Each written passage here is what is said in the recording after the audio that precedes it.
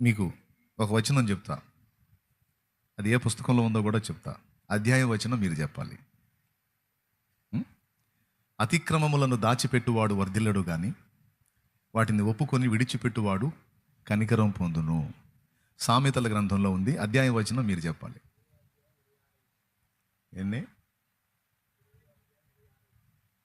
నా వెనకనోడు చెబుతున్నాడు 20 అధ్యాయం 26 వచనం అంట. ఎరా చూడరా 28వ అధ్యాయం 13వ వచనం చూడండి. ఆ వచనాన్ని ఒకసారి. అతిక్రమములను దాచిపెట్టువాడు వర్ధిల్లడు, వాటిని ఒప్పుకొని విడిచిపెట్టువాడు కనికరం పొందును. చిన్న మాట ప్రార్థన చేసుకుందాం, దేవుడు మనతో మాట్లాడలాగున్నా. మహాపరిశుద్ధుడు అయిన మా తండ్రి, ఘనుడవగు దేవానికి స్తోత్రము. నీ దయాపూర్వక సంకల్పాన్ని బట్టి ఈ శుభవేళ మమ్మల్ని అందరినీ ఇక్కడ సమకూర్చినందుకు స్తోత్రము. నీ బలహీన దాసుని నీ బలముతో నింపు, అయోగ్య దాసుని నీ రక్తముతో కడిగి శుద్ధీకరించి నీ వాక్కుని ప్రత్యక్షపరచు. ఉపదేశాన్ని అడ్డగింపు చూసే సైతాను, దురాత్మ, దయ్య అంధకార శక్తుల ప్రభావం యేసు నామములో బంధించి దూరపరుస్తున్నావు. నీ కృపా కాపుదలయు, నీ వాక్యమును పంపు, నీ స్వరమును వినిపించు, దయచూపమని మీ కృపగల హస్తానికి మమ్మల్ని మేము అప్పగించుకుంటూ యేసుక్రీస్తు నామములో ప్రార్థించి స్వతంత్రించుకుంటున్నాం తండ్రి, ఆమెన్. ప్రభునందు ప్రియులారా, మనం చదువుకున్నటువంటి వాక్య భాగాన్ని గురించి మీ అందరికీ తెలుసని నేను అనుకుంటున్నాను. ఎందుకంటే చాలాసార్లు మీరు చదివి ఉండొచ్చు సామెతల గ్రంథంలో, లేకపోతే అక్కడక్కడ చర్చిలలో గోడల మీద ఈ మాటలు రాయబట్టం కూడా మీరు చదివి ఉండొచ్చు. ఒక వ్యక్తి వర్ధిల్లకపోవడానికి కొన్ని కారణాలు ఉంటాయి. కొన్ని కారణాలు ఉంటాయి. ఆ కారణాలలో ఒకటిగా దీన్ని చేర్చాడు దేవుడు. ఏమిటా కారణం అంటే అతిక్రమములను దాచిపెట్టడం. ఈ దాచిపెట్టేటువంటి విధానం మనకందరికీ అలవాటే. తల్లి పిల్లలకి ఆహార పదార్థాలని దాచిపెట్టిద్ది. వాళ్ళు స్కూల్కి వెళ్ళి వచ్చినప్పుడు వాళ్ళని ప్రేమగా పిలిచి వాళ్ళ కోసం కొనిన దాచినటువంటి పదార్థాలని వాళ్ళకి తినడానికి ఇస్తుంది. పదార్థాలని దాచటం. అలాగే కొంతమంది పిల్లలకి డబ్బులు, వాళ్ళ ఫ్యూచర్కి ఇబ్బంది లేకుండా బ్యాంకులో డబ్బులు దాస్తారు. కొంతమంది వాళ్ళకు బంగారు వస్తువులు కొని దాచి పెడతారు. ఇట్లా రకరకాలుగా దాచే ఉన్నాయి. అయితే కొంతమంది తప్పిదాలను దాచిపెడతారు. వాళ్ళు తప్పు చేశారని తెలుసు, లేదా వాళ్ళు పొరపాటు పడ్డారని తెలుసు, కానీ అది బయటికి చెప్తే కాపురాలు పోతాయి, కుటుంబాలు కూలిపోతాయి అందుకుగాను వాళ్ళ తప్పిదాలను దాచిపెట్టి కుటుంబాలని సఖ్యత పరుస్తూ ఉంటారు కొంతమంది. ఇట్లా దాచిపెట్టేవి చాలా ఉన్నాయి. అయితే కొన్ని దాచిపెట్టడం వల్ల మంచి జరిగిద్ది, కొన్ని దాచిపెట్టడం వల్ల నష్టం కలిగిద్ది. ఈరోజు కొంతమంది దాచిన కొన్ని సంగతులు మీ దృష్టికి తీసుకురావాలని ప్రేరేపించబడ్డాను. పరిశుద్ధాత్మ ద్వారా ఆ మాట విషయమై ప్రేరేపించబడ్డాను. అది మీకు అందిస్తాను, నేను ఏం దాచుకోకుండా. దేవునికి స్తోత్రం, హల్లెలూయా. అందులో కొన్ని దాచిపెట్టడం వల్ల మంచి జరిగిద్ది అని చెప్పాను. వాటిల్లో ఒకటి, దేవుడు కూడా మనకు చాలా దాచిపెట్టాడు. నా ఫీలింగ్ ఎప్పుడు అదే. నాకు కావాల్సిన ప్రతిదీ కూడా నేను ఆందోళన పడాల్సిన అవసరం లేదు. నా దేవుడు నా కోసం దాచి ఉంచుతాడు, ఎందుకంటే ఆయనకు నేనంటే ప్రేమ. నా ఫీలింగ్ అది. ఒకవేళ మీ ఫీలింగ్ కూడా అదైతే ధన్యులు, దేవునికి స్తోత్రం. నాకు ఎప్పుడు ఏది అవసరమో నా దేవునికి తెలుసు. నన్ను ఆయన ప్రేమిస్తున్నాడు, నేను కూడా కాస్త కూస్త ఆయన ప్రేమిస్తున్నా. నేను ప్రేమించానని కాదు, కానీ ఆయన నన్ను ప్రేమించాడు కనుక నాకు కావలసినవన్నిటిని కూడా ముందే సమకూర్చుకుంటాడని నేను ఎరుగుదును. ఎందుకంటే ఆయన ఒక బాధ్యత గల తండ్రి. మనం సేవిస్తున్నవాడు ఒట్టి దేవుడే కాదు, ఆయన మనకి తండ్రి. నేను ఆయనలో గుర్తించింది ఏంటంటే, ఏ సమయానికి మనకి ఏది కావాలో ఆ సమయం వచ్చిందాకా మనకు అందదు. అది అందుబాటులో లేనట్టే ఉంటుంది. కానీ ఆ సమయం వచ్చినప్పుడు దాచిపెట్టింది తల్లి తీసి బిడ్డకిచ్చినట్టు, దాచిపెట్టిన వస్తువు తండ్రి తీసి బిడ్డకిచ్చినట్టు, ఆయన దాచి ఉంచిన దాన్ని ఆ ఆఖరి క్షణాన మనకు అందుబాటులోకి వచ్చేటట్టు చేస్తాడు ఆయన. నేను చాలాసార్లు అనుభవించాను నేను దేవునిలో. అందుకే నాతో కూడా ఉన్న వాళ్ళతో తరచుగా నేను మాట్లాడే మాటల్లో ఒక మాట ఏంటంటే, ఏదన్నా అవసరతల విషయమే ఉన్నప్పుడు నేను ఇదే పదాన్ని వాడతాను. నేనేం టెన్షన్ పడను, నాయనా దేవుడు నా కోసం దాచిపెడతాడు. ఎందుకంటే నేను ఆయన కార్యాన్ని యథార్థంగా చేయాలని ఆశపడుతున్నాను, ఆయన మహిమ కొరకు ఆకాంక్షిస్తున్నాను. కనుక నాకు కావలసినవన్నిటిని కూడా నా తండ్రి సమకూర్చి పెడతాడు, దాచిపెడతాడు అనేది నా విశ్వాసం అని. అలా నేను పలికిన ప్రతిదీ కూడా నిజంగానే దాచిపెట్టిందిగా నాకు అందించినట్టు చాలా అందించాడు నా దేవుడు. నాకు దాచిపెట్టిన దేవుడు, నన్ను ప్రేమించే దేవుడు మిమ్మల్ని ప్రేమిస్తున్నాడు, మీకోసం కూడా దాచి ఉంచాడు. కాకపోతే కొంతమందికి విశ్వాసం ఉండదు, అందుకని వాళ్ళు దడలో జీవిస్తారు, భయంలో, దడలో, ఆయాసంలో బతుకుతారు. మరి నేనేం చేసేది? విశ్వాసం లేనప్పుడు ఇప్పుడు దేవుడు నిన్ను ప్రేమిస్తున్నాడు అనేది నీకు తెలుసు. ఎంత ప్రేమ నేను నువ్వంటే అంటే చచ్చిపోయేంత ప్రేమ. చచ్చిపోయి కూడా చూపించాడు, ప్రాణం పెట్టి చూపించాడు. కొంతమంది మాటలు చెబుతారు నీకోసం పెద్ద పెద్ద మాటలు మాట్లాడతారు అండి. ఒక ప్రియుడు ప్రియురాలతో అంటున్నాడట, ప్రియా నా గుండె లయ, నీ కళ్ళలో ప్రపంచమంతా కనపడుతుంది, నాకు నీకోసం ఏమైనా చేస్తా అన్నాడు. పక్కన పశువులు కాసుకునేవాడు వచ్చి, అయ్యా మనం 3 రోజుల క్రితం నా గొర్రె పోయింది, ఏడుందో చూడన్నాడు. ఒక్కొక్కడు పెద్ద పెద్ద మాటలు మాట్లాడుతూ ఉంటాడు, నీకోసం ఏమైనా చేస్తాను, నీకోసం ఎంతైనా చేస్తాను. మనం తేడా పడ్డప్పుడు వాడు అడ్రస్ కూడా దొరకడు. కానీ దేవుడు అలా కాదు, చచ్చిపోయి చూపించాడు. నువ్వంటే నాకు ఎంత ప్రేమో తెలుసా, ఇదిగో నా ప్రాణం పెట్టునంత ప్రేమ అన్న. నీలాంటి మంచివాళ్ళ కోసం అంటే ఆయన అలా అంటాడు, కానీ నాలాంటి చెడ్డవాళ్ళ కోసం ఆయన ఆ మాట అంటాడా అనేది మీలో కొంతమందికి డౌట్ ఉండొచ్చు. ఎవరు చెప్పారు నేను మంచివాడిని? నీతిమంతుడు లేడు, ఒక్కడు లేడన్న వచనం ఏమవ్వాలి? మనమందరము పాపులమై ఉండగానే మన కోసం క్రీస్తు తన ప్రాణం పెట్టి తిరిగి లేచాడు. నువ్వంటే వేర్లేన్నా, ఇంతమందిలో నన్ను గుర్తుపడతాడంటావా అని నువ్వు అనుకోవచ్చు. 1,000,000 మందిలో ఉన్నా, 100 కోట్లలో ఉన్నా, నువ్వు ఆయనకి తెలుసు, బాగా తెలుసు.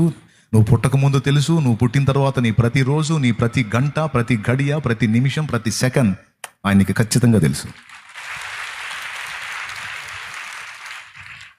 ఈ పాయింట్ దేవుణ్ణి నువ్వు కనెక్ట్ అవ్వడానికి ఉపయోగపడే పాయింట్. అందుకని దీన్ని పదే పదే చెప్తూ ఉంటాను. నేను పదే పదే ఎందుకు చెప్తానంటే ఇది నువ్వు దేవుణ్ణి కనెక్ట్ అయ్యే పాయింట్ అనమాట.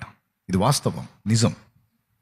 కాబట్టి ఎంత మందిలో ఉన్నా, నువ్వు ఏ మూలన కూర్చున్నా, ఏ ధరను కూర్చున్నా, ఏ స్థితిలో కూర్చున్నా, నువ్వు దేవునికి బాగా తెలుసు. ఆయన నిన్ను గమనిస్తానే ఉంటాడు. ఇంకా ఒక మాటలో చెప్పాలంటే, 1,00,000 మంది మనుషుల్లో నీకంటూ రూపును జన్మను ఇచ్చాడంటే, ఇంతమందిలో నిన్నొకరిని స్పష్టంగా గుర్తిస్తేనే కదా. లేకపోతే నీకు అసలు లైఫ్ ఎక్కడా, నీకు జీవితం ఎక్కడా? కాబట్టి ఛాన్స్ లేదు. ఎంతమంది ఉన్నా వాళ్ళందరితో పాటు నువ్వు కూడా ఉన్నావు అంటే, నువ్వు కూడా కావాలనుకొని ప్రత్యేకంగా నిన్ను చేసి, నిర్మించి, నీకు ప్రాణం పోసి జీవితాన్ని ఇచ్చాడు. కాబట్టి నువ్వు తెలుసు, దేవుడికి బాగా తెలుసు. కాబట్టి ఆ డౌట్ ఎవరు ఎప్పుడు ఎన్నడూ పెట్టుకోవద్దు. అసలు దేవుడు నన్ను గుర్తిస్తాడంటావా? దేవుడికి నేను తెలుసు అంటావా? దేవుడు నన్ను గమనిస్తాడంటావా? ఇంతమంది ప్రజల్లో దేవుడి సన్నిధిలో నేనున్నాను, ఇంతమంది ప్రజల్లో నన్ను నిజంగా దేవుడు గమనిస్తాడంటావా అంటే ఖచ్చితంగా గమనిస్తాడు. కొన్నిసార్లు నేను అలా అనుకొని ఫీల్ అయ్యాను. నిజంగా ఇంతమంది ప్రజల్లో నేను ఉన్నాను, నన్ను దేవుడు గుర్తిస్తాడంటావంటే, ఆయన నన్ను గుర్తిస్తున్నాడు అనడానికి ఏదో ఒక సూచన నాకు చూపించేవాడు. కనీసం వాక్యంలోనైనా నాతో మాట్లాడేవాడు. నువ్వు ఎంతమందిలో ఉన్నా, ఏ మూలలో కూర్చున్నా, ఒరే బుజ్జోడా నువ్వు నాకు కనపడుతున్నావు, నీ మైండ్ నాకు తెలుసు, నేను నిన్ను గమనిస్తున్నాననే సాక్ష్యం, సంకేతం నాకు పంపేవాడు. మరి నేను ఎట్లా అనుమానించేది? అందులో వాగ్దానం చేశాడు, సదాకాలం మీతో కూడా ఉన్నాను, యుగ సమాప్తి వరకు మీతో కూడా ఉన్నాను అన్నాడు. ఓకే, కాబట్టి దేవుడికి నువ్వు బాగా తెలుసు, అంతేకాదు నువ్వంటే చాలా ఇష్టం, అంతేకాదు నీకోసం ప్రాణం పెట్టినంతగా ప్రేమిస్తున్నాడు. నేను అది స్పష్టంగా ఎరుగున్నాను కనుక నన్ను ఇంతగా ప్రేమించేవాడు నాకు కావలసిన సమస్తాన్ని కూడా నా తండ్రి ముందే సమకూర్చి పెడతాడు. కాబట్టి నేను ఏం తిందునా, ఏం త్రాగుదునా, ఏం ధరించుకుందునా, ఎట్లా చేద్దునా అని టెన్షన్ పడాల్సిన అవసరం లేదు. నేను ఆయన కార్యాలలో, ఆయన చిత్తం యొక్క నెరవేర్పులో నేను కానీ దృష్టి పెడితే నాకు కావలసినవన్నీ ఆయనే చూసుకుంటాడనే ధీమాతో నా జీవితాన్ని ప్రారంభించాను, విశ్వాస జీవితాన్ని. మీకు స్పష్టంగా అర్థమవుతుందా బ్రదర్? ఎంతమందికి అర్థమవుతుంది? ముఖ్యంగా బెదర్స్ సంగతి చెప్తున్నాను. అర్థమవుతుంది కదా నాయనలారా? జాగ్రత్తగా వినండి బ్రదర్స్, సిస్టర్స్, వినాల మీరు. నా విశ్వాస జీవిత యాత్రలో నేను మొట్టమొదట గ్రహించింది అది. ఈ రోజు వరకు అదే విశ్వాసంతో నడుస్తున్నాను. నాకున్న పరిచర్యకు కావాల్సినటువంటి సమస్తాన్ని నా తండ్రి ముందే సిద్ధపరుస్తాడు. నాకు ఏ వస్తువు కావాలో, ఎప్పుడు ఎలా కావాలో అన్ని ఆయనే సమకూరుస్తాడని. నిజంగా నేను దాచిపెట్టినట్టు అన్నీ నాకు తీసుకొచ్చి అందించాడు. అలాగే మనందరికి నీకు కూడా దాచిపెట్టే ఉంటాడు ఆయన. ఆ కాలమందు, ఆ సమయమందు, ఆ సందర్భం వచ్చినప్పుడు తప్పకుండా అది నీకు అందిద్ది. ఆ విషయంలో మాత్రం కలత చెందొద్దు. ఎందుకంటే దేవుడు నిన్ను ప్రేమిస్తున్నాడు. అది నీ విషయం కావచ్చు, నీ కుటుంబ సంబంధమైన విషయం కావచ్చు, అది నీకు పిల్లలకు సంబంధించింది కావచ్చు, నీ జాబ్కు సంబంధించో, నీ బ్రతుకు తెరువుకు సంబంధించో, నీ ఆత్మీయ జీవితానికి సంబంధించో, దేనికోసం నువ్వు ఎదురు చూస్తూ ఉన్నావో, నేనైతే ఒక మాట గట్టిగా చెప్పగల, దేవుడు తన చేతి కింద భద్రపరిచున్నాడు. తగిన కాలం ముందు నీకు అది అందుబాటులోకి వచ్చింది. అప్పటిదాకా నువ్వేమి ఒత్తిడి గురి కావద్దు. ఆయన వైపు చూస్తా, నీ సమయం ఇంకా రాలేదా నాయన అనుకుంటా తిరగటమే నీ పని. దేవునికి స్తోత్రం. అర్థమైందా? నీ సమయం ఇంకా రాలేదా నాయన అనుకుంటా తిరగటమే. ఆ సమయం వచ్చినప్పుడు నీకు అది అందిద్ది అంతే. అప్పటిదాకా నువ్వు మానసిక ఒత్తిడికి గురి కావద్దు. ఎందుకంటే ఆయన దాచి ఉంచే దేవుడు. తల్లిదండ్రులు పిల్లల కొరకు ఎలాగో దాచుతారో అలా దాచి ఉంచే దేవుడు. మొరియా దేశమందున్న పర్వతం మీద నీ కుమారుడైన ఇస్సాకును తీసుకొని దహన బలిగా నాకు అర్పించమని దేవుడు చెప్పినప్పుడు ఇస్సాకును తీసుకొని అబ్రహాం వెళ్తాడు. వెళ్ళినప్పుడు ఇస్సాకుని బలి చేయొద్దు, ఆ చిన్నవారి మీద నుంచి కత్తి తీసేయమని దేవుడు చెప్తాడు. బలిపీఠం మరి తగిలించాడు. దహన బలి కావాలి, మరి ఒట్టిగా బలిపీఠం తగలబడుతుంది ఎట్లా? అప్పుడు దేవుడే చూపిస్తాడు. పొదలో కొమ్ములు తగులుకొని ఉన్న ఒక పొట్టేలు ఉంటుంది. ఆ చిన్నవాడికి బదులు ఆ పొట్టేల్ని ఇవ్వమంటాడు. మనందరికీ బదులు యేసయ్యని ఇచ్చినట్టు దేవుడే సిద్ధపరిచాడు, దేవుడే దాచి ఉంచాడు. మనల్ని సృష్టించక ముందే మనం పాపం చేస్తామని తెలుసు, మనం చేసిన పాపాలకి తీర్పు వచ్చిద్దని తెలుసు, ఆ తీర్పును బట్టి మొత్తం కట్టగట్టుకుని నరకంలో పడతామని తెలుసు. మన బతుకంతా తెలుసు ఆయనకి. తెలిసే మనం పుట్టక మునిపే, మనం సృష్టింపబడక మునిపే మన పాపాలకు ప్రాయశ్చిత్తం తన ప్రియకుమారుని సిద్ధపరిచే ఉంచాడు ఆయన. మనందరికీ ప్రతిగా తన ప్రియకుమారుని బలిగా అర్పించడానికి ఆయన సిద్ధపరిచి ఉంచాడు. తన కుమారుని దాచి ఉంచాడు తన యందు. కాలం సంపూర్ణమైనప్పుడు మనందరి పాపముల నిమిత్తము తండ్రి తన కుమారుని మన కోసం బలిగా అర్పించుటకు తండ్రి అభిష్టమైంది. ఆయన రక్తము చేత భూలోకమందున్నవైనను పరలోకమందున్నవైనను తనతో సమాధాన పరుచుకొనవలనని తండ్రి అభిష్టమాయను.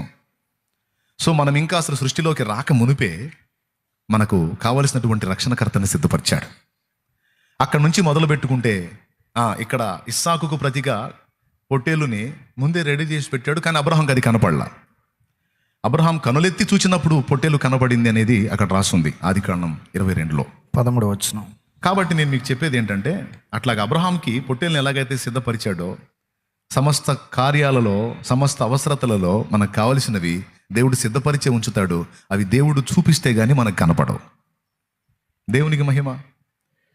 ఎలీషా దాసుడు వచ్చి, సిరియనులు మన చుట్టూ గుంపుగా సైన్యం గట్టుగట్టున్నారు, మన పని అయిపోయింది ఏలినవాడా అనుకుంటా ఎలీషా పనివాడు ఎలీషా దగ్గరికి వెళితే ఎలీషా ఏమంటాడో తెలుసా? పిచ్చివాడా నోర్మై, వారికంటే ఎక్కువ బలం మనకుంది, వారికంటే ఎక్కువ కాపుదల మనకుంది, వారికి దాచి ఉంచుతాడు. యెహోవా వీడు చూచున్నట్లు వీడి కళ్ళు తెరువు అంటే వాని కళ్ళు తెరచినప్పుడు ఎలీషా చుట్టూ అగ్నియు, రథములు, పర్వతము, అశ్వములు, గుర్రాల మీద సైన్యం, ఏది దూతలు, పెద్ద సమూహం కనపడింది. అట్లాగా మనకు కావలసిన సెక్యూరిటీ, మనకు కావలసినటువంటి పోషణ, మనకు కావలసినటువంటి ఉపాధి, అలాగే మనకు ఉన్నటువంటి అవధికి కావలసిన సమాధానాన్ని దేవుడు నా కోసం దాచి ఉంచాడు అని చెప్పండి. నేను నమ్ముతున్నాను.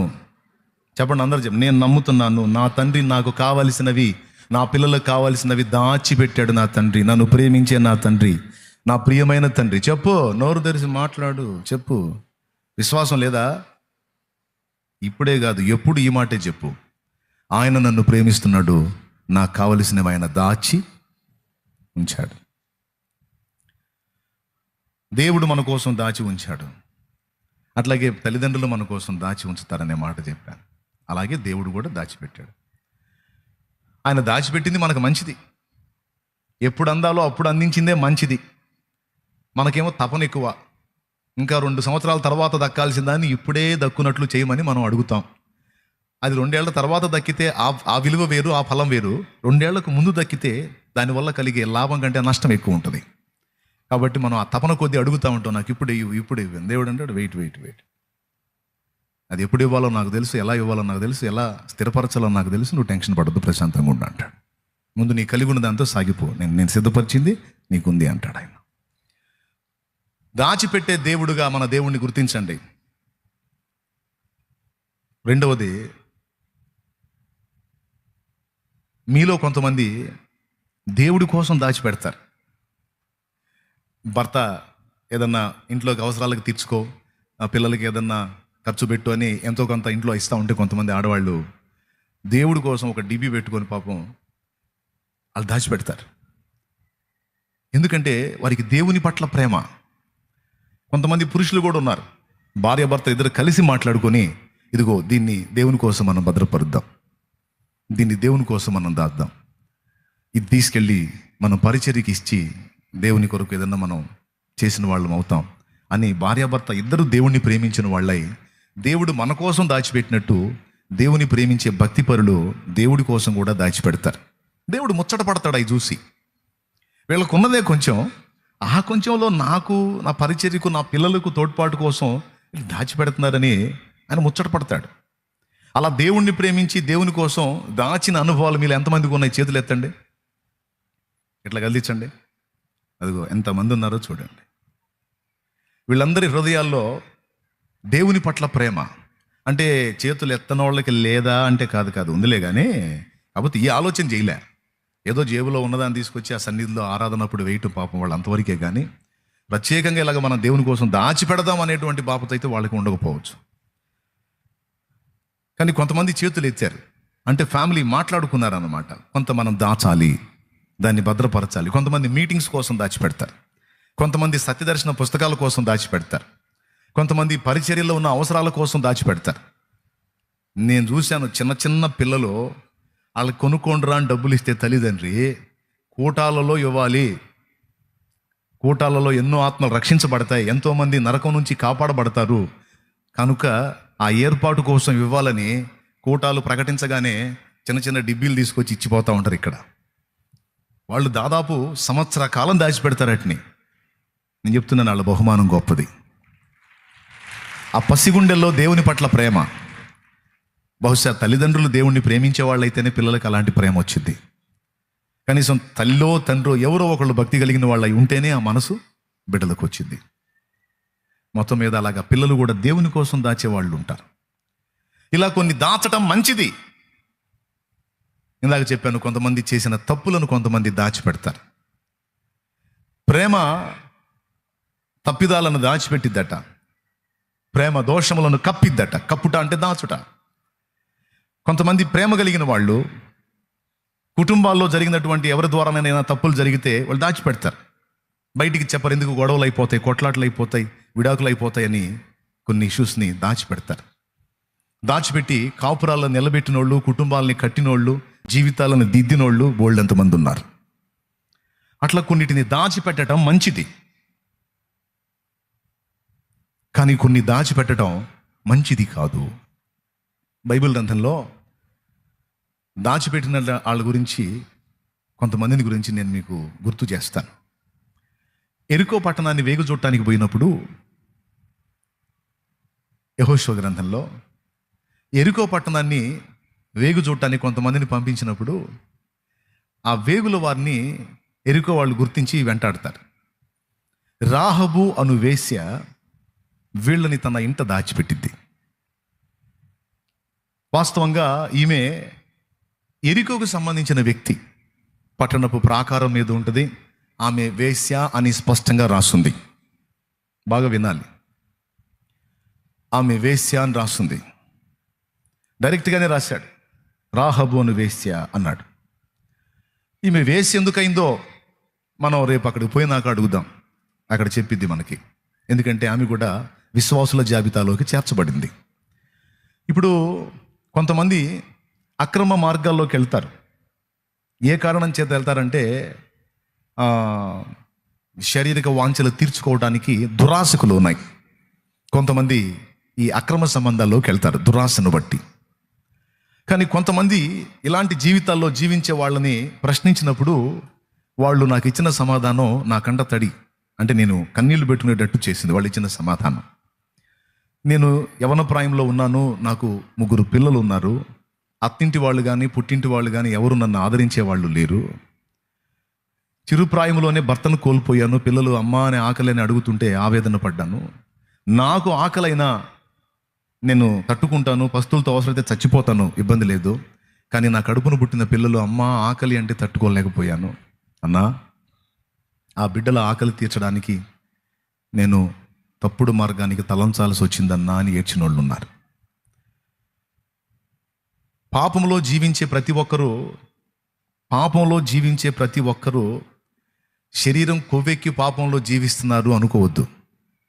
శరీరం కొవ్వెక్కి జీవించే రకాలు ఉన్నారు, ఆ రకాలు ఉన్నారు. కానీ తన కడుపున పుట్టినటువంటి వారి ఆకలి తీర్చడానికి తప్పుడు త్రోవలోకి వెళ్ళిన వాళ్ళు ఉన్నారు. అంటే అది మంచి పని నేను అనట్లా, దాన్ని సమర్థించట్లా, తప్పే. దాని గురించి కూడా చెప్తా నెక్స్ట్. ఎందుకంటే పిల్లల ఆకలి తీర్చడానికి తప్పుడు మార్గానికి వెళ్ళిపోయి ఘోరమైన వ్యాధులకు గురై ఆ పిల్లల్ని అలాగనే అనాథలుగా చేసి చచ్చిపోయినటువంటి తల్లులు బోల్డంత మంది ఉన్నారు. సో అది కరెక్ట్ కాదు. కానీ సమాజంలో మనం కనబడుతున్నటువంటి పాపములో బ్రతుకుతున్న వారందరినీ కూడా మనం చూసినప్పుడు అందరినీ ఒకే ఘాటన కట్టేయకూడదు. చేతనైతే ఒకవేళ వాళ్ళు దీన స్థితిలో ఉండి అలా తల ఉంచి అలా తప్పుడు మార్గానికి వెళితే నీ చేతనైతే నువ్వు చేయదగిన సహాయం చేసి ఆ తప్పు ఆ మనిషి చేసే అవసరం లేకుండా చెయ్యి, నీకు దమ్ము ఉంటే. అలా నువ్వు చేయనప్పుడు నువ్వు నిందించే హక్కు నీకు లేదు, ఆ వ్యక్తిని దూషించే హక్కు నీకు లేదు. ఇది వేశ్య, ఇది పతిత, ఇది వ్యభిచారి, ఇది అలాగా ఇలాగా అనే హక్కు నీకు లేదు. ఏ కారణం చేత అయింది, ఏమిటి, ఆమె యొక్క అవసరత ఏమిటి, శరీర దురాశల కోసమా లేకపోతే శారీరక అవసరాల కోసమా, ఎందుకు తలొంచారు ఏంటి అనేది పరిగణలోకి తీసుకోవాలి. కొంతమంది తప్పుడు జీవితంలో ఉండి ఘోరాతి ఘోరంగా ఏడుస్తూ ఉంటారు. మనస్సాక్షిని చంపుకొని పాపం చెయ్యలేక అలాగని మరి వేరే మార్గం లేక తల వంచేటువంటి వాళ్ళు అబలలు బోల్డంత మంది ఉన్నారు ఈరోజు సమాజంలో మనం చూస్తే. అందుకే చెబుతున్నాను, స్త్రీలైనా పురుషులైనా సమాజంలో మీకు అలా వంకర మార్గంలో కనబడ్డ వాళ్ళని దయచేసి తొందరపడి దూషించి ద్వేషించి అసహించుకోకండి. యేసయ్య అసహించుకోలేదు. వ్యభిచారంలో పట్టబడ్డ స్త్రీని తీసుకొచ్చి యేసుప్రభు ముందేసి ఆమెను గురించి కంప్లైంట్ చేసినప్పుడు యేసుప్రభు ఆమెని సేవ్ చేశాడు. ఈమె పాపం చేసిందా? అవును, వ్యభిచారం చేస్తుండగా మేము చూసి పట్టుకొచ్చాం. నువ్వేం తీర్పు తీరుస్తావో తీర్చు. నేను మోషే ధర్మశాస్త్రాన్ని మీరను అన్నావు. మోషే ధర్మశాస్త్రం వ్యభిచారము చేసే స్త్రీని రాళ్లతో కొట్టి చంపమనుంది. అలాగే పాపిని క్షమించి కరుణిస్తాను అన్నావు, పాపములు క్షమిస్తాను అన్నావు. మరి ఈ పాపిని ఎట్ట క్షమిస్తావు? ఒకవేళ క్షమించావా ధర్మశాస్త్రం మీరినట్టయిద్ది. ధర్మశాస్త్రం నెరవేర్చాలంటే ఈమెను చంపాలి. చంపితివా నువ్వు పాపిని క్షమించినట్టు కాదు. మరి ఎలా చేస్తావో చెప్పు అన్న. అప్పుడు యేసుప్రభు అన్నాడు, ఈ పాపం చేస్తే నిజంగా శిక్షార్హురాలే గనుక మీలో పాపము చెయ్యని వాడెవడో, ఏ పాపము నా దగ్గర లేదు అన్నవాడెవడో వాడు ముందు రాయేయండి అన్న. ఆమె వ్యభిచార పాపం చేసింది, నువ్వు ఇంకొక పాపం చేశావు, ఇంకొక పాపం చేశావు, ఇంకొక పాపం చేశావు, ఇంకొక పాపం చేశావు. నువ్వు కూడా పాపివే. ఆమెకు దగ్గర పాపం ఆమె దగ్గర ఉంటే నీకు దగ్గర పాపాలు నీ దగ్గర ఉన్నాయి. కాబట్టి నేనే తప్పు చేయాలా, నేనే పాపం చేయలేదంటే ఈ రాయి నీ సంగతి నేను చెప్తానని ఆయన నేల మీద ఏమో రాయిచుండెను అని రాస్తుంది. యేసు ప్రభుతో చతుర్లు కాదని వాళ్ళకి తెలుసు. దేవునికి స్తోత్రం. పొరపాటును ఎవడన్నా ధైర్యం చేసి రాయి వేసాడంటే వాడి బతుకు మొత్తం బయట పెడతాడని తెలుసు. అందుకే ఎవడు ధైర్యం చేయలే. పెద్దలు మొదలుకొని పిన్నల వరకు రాళ్ళు తీసుకొని అయితే వచ్చారు, కానీ రాయి వేయటానికి ఎవడికి ధైర్యం చాల. మొత్తం రాళ్ళు ఆడబడేసి వెళ్ళిపోయారు. అక్కడ రాస్తుంది ఈ పుట్టినోట్లో, వారు మనస్సాక్షి చేత పొడవబడిన వారై గద్దింపబడిన వారై వెళ్ళిపోయారు. వాళ్ళు వెళ్ళిపోయిన తర్వాత యేసు ప్రభు తల ఎత్తి ఆమెను చూసి ఆమెతో అన్న మాట ఏంటంటే, పనికి మాలిందన్న విచ్చలవిడిగా బతుకుతున్నావు, సిగ్గులేదు నీకు ఇట్లాంటి మాటలు మాట్లాడలా, పాపిష్టిది అట్లాంటిది ఇట్లాంటిది చండాలం అని ఇట్లాంటి మాటలు మాట్లాడాలి ఆయన. అదే మనోళ్ళు సహజంగా కొంతమంది అదే తప్పుడు జీవితంలో ఉన్న వాళ్ళని చూసి అసహించుకుంటారే, అసహించుకొని కొన్ని డైలాగులు వేస్తుంటారు కదా, అది మామూలుది కాదు, అది అట్లాంటిది, అది ఇది, అది మామూలుది కాదు, అది ఇట్లా పనులు చేసి అని చెప్పి వేస్తుంటారు కదా డైలాగుల్లో. అట్లాంటి డైలాగ్ చూసి ఆమెని అమ్మా అని పిలిచాడు. తెలుగు బైబిల్లో అయితే అలానే ఉంది. అమ్మా మరి ఎంత భయంకరాలైనా తండ్రికి కూతురు కదా, తండ్రికి కూతురు కదా. ఎలాంటిదైనా కూతురు తండ్రిని నానాన్ని పిలిస్తే తండ్రి కూతురుని ఏమంటాడు? అమ్మా అంటాడు. తండ్రి మమత. అక్కడ ఒక తండ్రి పిలిచాడమ్మా, ఎవరు నీ మీద రాయి వేయలేదా? ఎవరు నిన్ను శిక్షించలేదా? నా మీద ఎవరు రాయి వేయలేదు, నన్ను ఎవరు శిక్షించలేదు ప్రభు అంట. నేనును నిన్ను శిక్షించను, కానీ ఇక నువ్వు పాపం చేయకమ్మా అంటాడు. ఇప్పటిదాకా నువ్వు చేసిన ఆ పిచ్చి పనులే నేను ఈ గతికి తీసుకొచ్చినాయి, ఈ స్థితికి తీసుకొచ్చినాయి. నలుగురిలో నవ్వులు పాలైపోయే జీవితం నీకు వచ్చింది. అందరి చేత ద్వేషింపబడి శాపాన్ని అనుభవించే పరిస్థితి నీకు వచ్చింది. ఇక వద్దమ్మా, దాన్ని వదిలేసేమన్నా, ఇక పాపం చేయొద్దమ్మా అన్నాడు.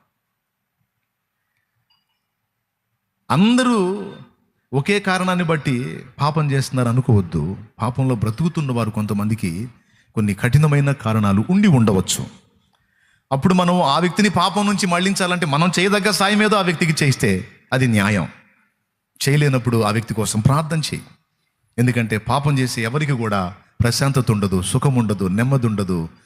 వాళ్ళు కదులుతున్న సముద్రం వలె నెమ్మది లేకుండా ఉంటారని బైబిల్లో ఉంది. వాళ్ళు చేసిన పనులకి వాళ్ళు అనుభవిస్తున్న శిక్షే వాళ్ళకి చాలు. మళ్ళా మనం వాళ్ళని విమర్శించి దూషించి మనం పాపం మూట కట్టుకోవాల్సిన అవసరం లేదు. ప్రైజ్ ది లార్డ్, హల్లెలూయా. కొంతమంది ఏం మాట్లాడతారు, ఎవరి దగ్గరన్నా ఇంత లోపం కనపడితే అసలు అట్ట చేయొచ్చా, అట్ట చేయొచ్చా అంటాను. నువ్వు ఆమె అజ్జయిస్తే ఆయన అజ్జయిస్తే నువ్వు ఇంకా 24 చేసి ఉంటావు నువ్వు ఇంకో టైపులో.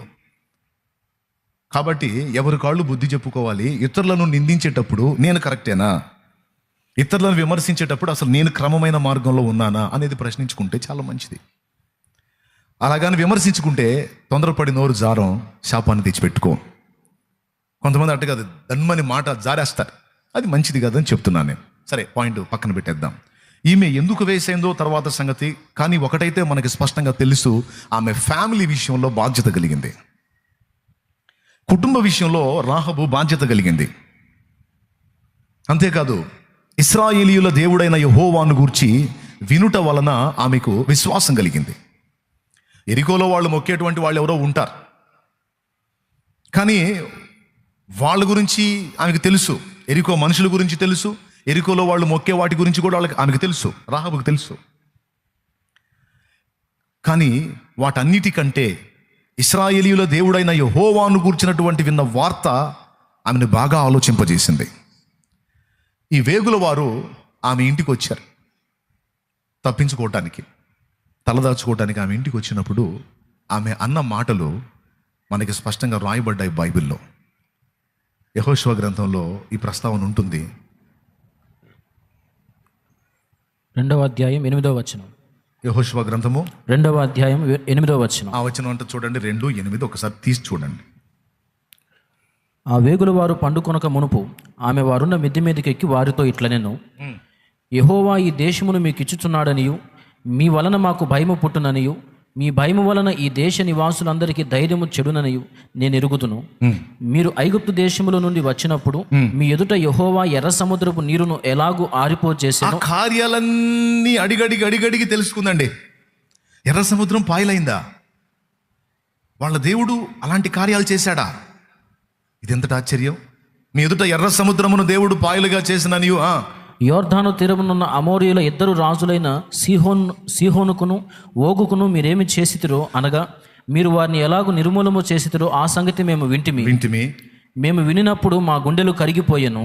మీ దేవుడైన యెహోవా పైన ఆకాశమందును క్రింద భూమి అందును దేవుడే. అబ్బా!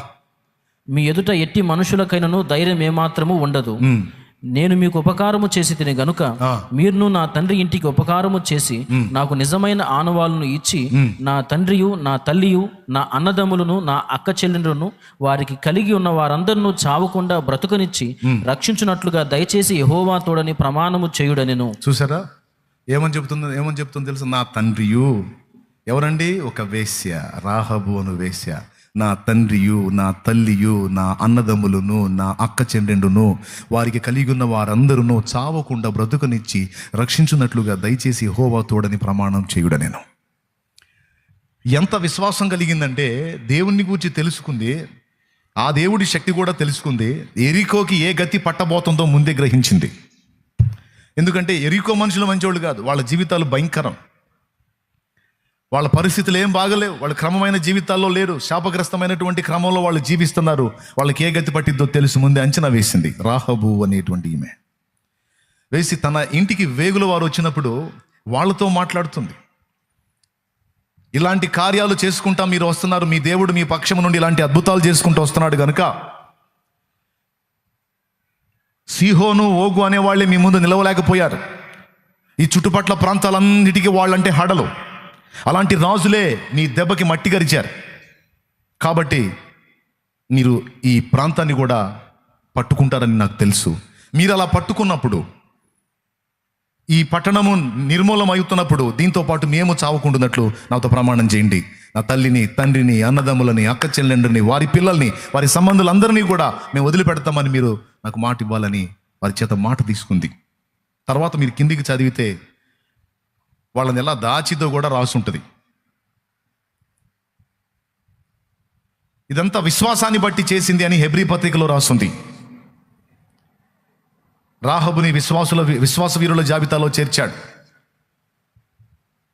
తర్వాత నిజంగా అనుకున్నట్టుగానే వాళ్ళు ఏం చేస్తారంటే, సరే నీ ఇంటి వారి రక్షణకి డోకా లేదు, మమ్మల్ని నువ్వు సేవ్ చేశావు, వీళ్ళ చేతుల్లో, ఈ పట్టణపు వాళ్ళ చేతుల్లో పడకుండా నువ్వు మమ్మల్ని దాచిపెట్టావు. ఆ వచనం చదువుతావా వాళ్ళకి? 5వ వచనం నుంచి 6వ వచనం వరకు. అయ్యా, వారు అక్కడ నుండి వచ్చారో నేను ఎరుగను, ఎక్కడ నుండి వచ్చారో నేను ఎరుగను. 2వ అధ్యాయము 6వ వచనం. వాళ్ళని ఎక్కడ దాచిపెట్టింది? తన మిద్ది మీదకి ఆ ఇద్దరిని ఎక్కించి దాని మీద రాసి వేసి ఉన్న జనుపు కట్టెలో వారిని దాచిపెట్టాను. అది మిద్దె మీదకి ఎక్కించి దాని మీద జనప కట్టె రాసేసింది. ఆ జనప కట్టెలో దాచిపెట్టిందండి వాళ్ళని. దేవునికి స్తోత్రం కలుగును గాక. వాళ్ళని తరుముతా వచ్చిన వాళ్ళు, ఫలానా వాళ్ళు వచ్చారా ఇక్కడికి అని ఎంక్వైరీ చేస్తే, వాళ్ళు ఇక్కడ ఇట్లా ఈ దిక్కుగా వెళ్ళారు, మీరు పెందలాడి తరిమితే వాళ్ళని పట్టుకోవచ్చు అని చెప్పింది. వాళ్ళు పోయారు. ఆ తర్వాత వాళ్ళని పిలిచి వాళ్ళతో ఈ ఒప్పందం చేసిన తర్వాత వాళ్ళు వెళ్ళేటప్పుడు ఏం చేస్తారు తెలుసా? ఒక ఎర్రని నూలు కడతారు వాళ్ళ ఇంటి కిటికీకి. అది కూడా చదవచ్చు. వాళ్ళ చేత ప్రమాణం తీసుకొని గుర్తుగా ఎరికో పట్టణం మీద అటాక్ చేసేటప్పుడు రాహబు కుటుంబానికి మేము నష్టము కలిగించము అనేదానికి నిబంధన గుర్తుగా ఒక ఎర్ర నూలు కడతారు అక్కడ. నీవు మమ్మల్ని దించిన ఈ కిటికీకి ఈ ఎర్రని దారము కట్టి నీ తండ్రిని, నీ తల్లిని, నీ అన్నదమ్ములను, నీ తండ్రి ఇంటి వారిని అందరినీ నీ ఇంట చేర్చుకున్నాము. అదిగదుగో వాళ్ళందరినీ నీ ఇంట్లో చేర్చుకోమా. నువ్వు మమ్మల్ని సేవ్ చేశావు, లేకపోతే ఈరోజు మమ్మల్ని వాళ్ళు చంపుతుండే, కానీ వాళ్ళ చేతుల్లో పడకుండా నువ్వు మమ్మల్ని కాపాడావు. ఇలా కాపాడినందున మా దేవుడైన యెహోవా విషయంలో నీవు కూడా విశ్వాసివయ్యావు గనుక మమ్మల్ని సేవ్ చేసి నడిపిస్తున్న మా దేవుడు నిన్ను కూడా సేవ్ చేస్తాడు. ఆయన అన్యాయస్తుడు కాదు అని ఒక ఎర్ర దారాన్ని ఆ కిటికీకి కట్టి వాళ్ళు వెళ్ళిపోతారు. వెళ్ళి అక్కడికి వెళ్ళినాక చెప్తారనమాట, అక్కడ పరిస్థితి ఇలా ఉంది అని అన్ని చెప్పి, రాహబు అనే ఆమెకి మేము మాట ఇచ్చాం, రాహబు అనే స్త్రీకి మేము మాట ఇచ్చాం, ఆ ఫ్యామిలీని మాత్రం ముట్టొద్దని, ఇదిగో ఇలాంటి గురుతు మేము ఆనవాళ్ళు ఇచ్చి వచ్చామని చెప్తారు. తర్వాత వాళ్ళు వచ్చి ఎరికో మీద అటాక్ చేసినప్పుడు రాహబు ఫ్యామిలీని వాళ్ళు సేవ్ చేస్తారు, వదిలేస్తారు. తర్వాత ఆ రాహబు విశ్వాస వీరుల జాబితాలోనే కాదు, ఆశ్చర్యంగా యేసుక్రీస్తు వంశావళిలో కూడా కనపడిద్ది. ఒకసారి మీరు మత్తయి సువార్త కానీ చూడగలిగితే, మత్తయి సువార్త 1వ అధ్యాయం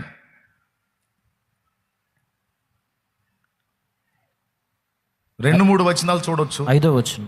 5 డైరెక్ట్గా ఆ వచనం కాడికి పోయి చూడండి.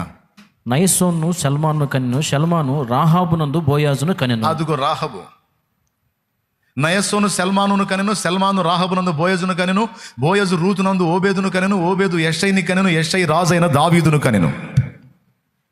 చూసారా?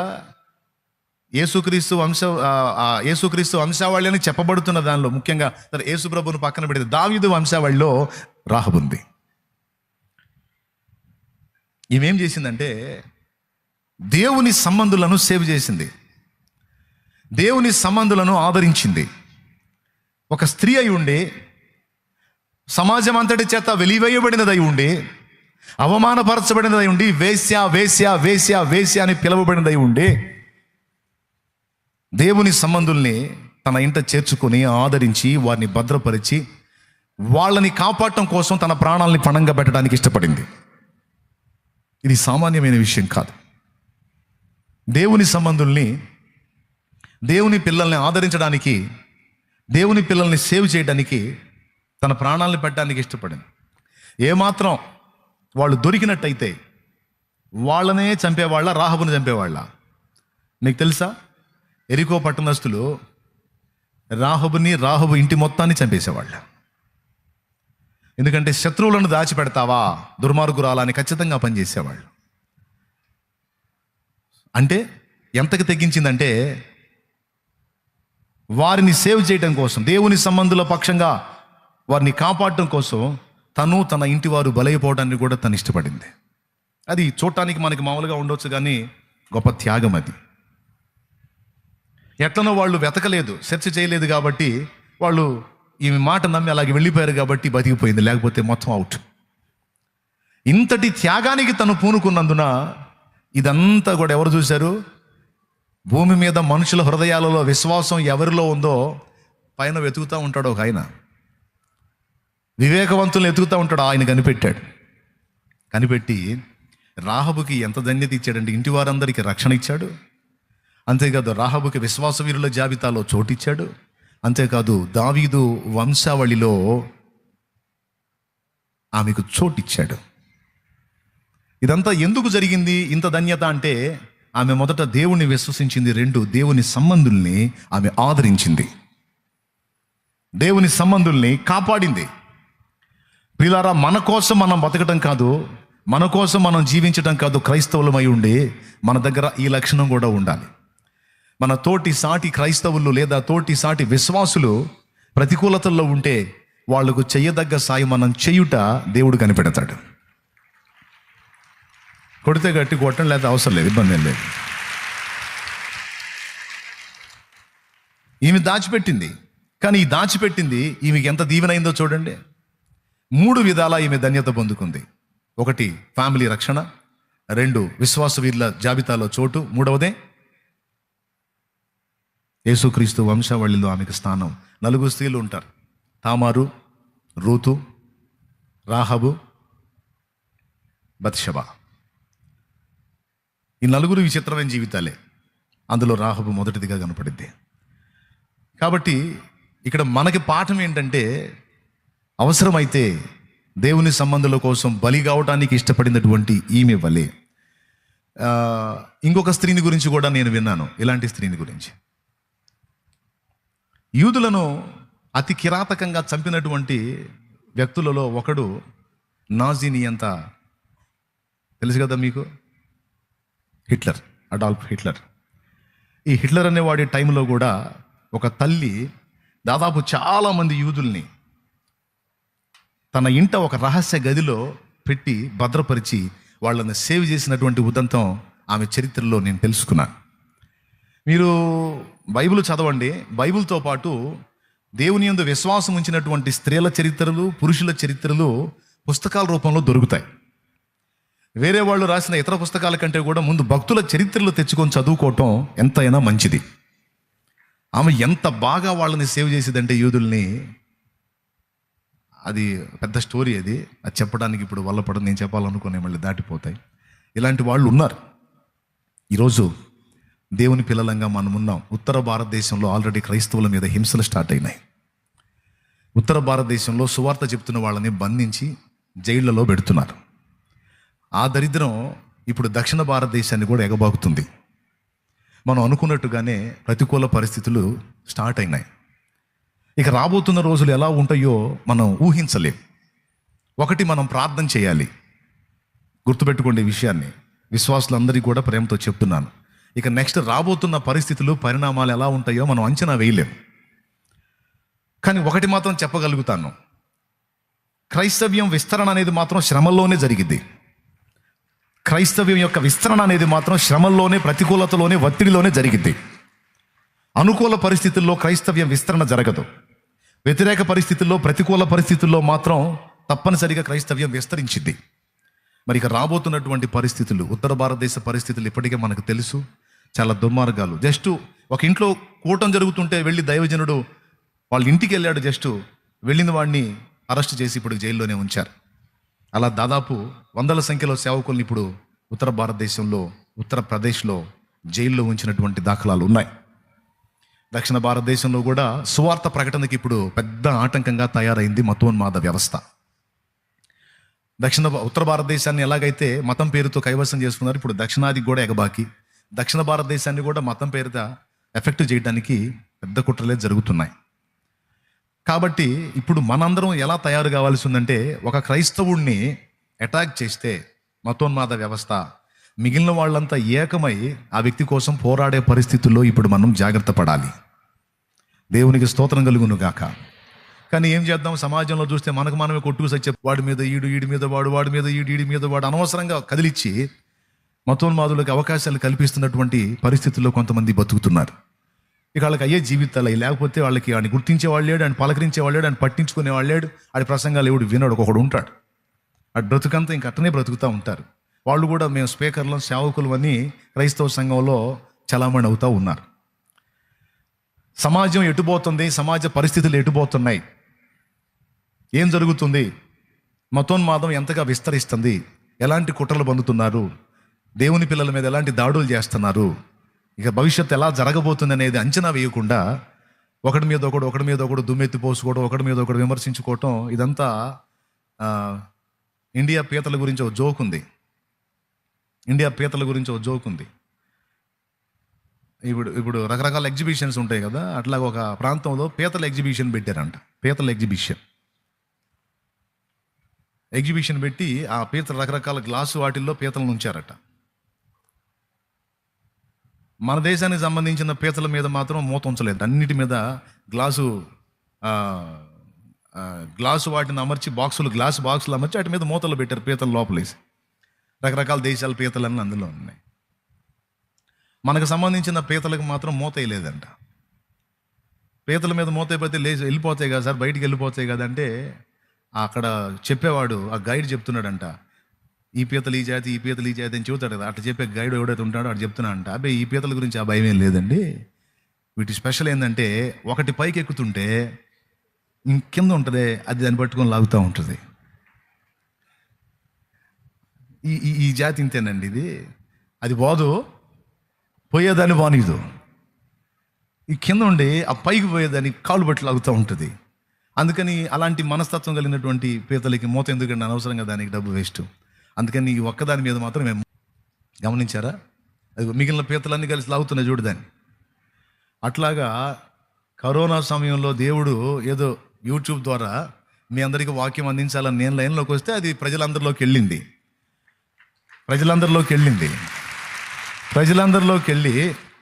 తెలుగు ప్రజలందరికీ, తెలుగు క్రైస్తవులందరికీ, అలాగే అన్ని జనులు కూడా అది గొప్ప ఉద్యమం. దేవుడు నిజంగా గొప్ప కార్యం చేశాడు. ఎంతోమంది దేవుని తట్టు తిప్పబడ్డారు, ఎంతోమంది పట్టబడ్డారు, రక్షించబడ్డారు, దేవుని కార్యాలు జరుగుతున్నాయి.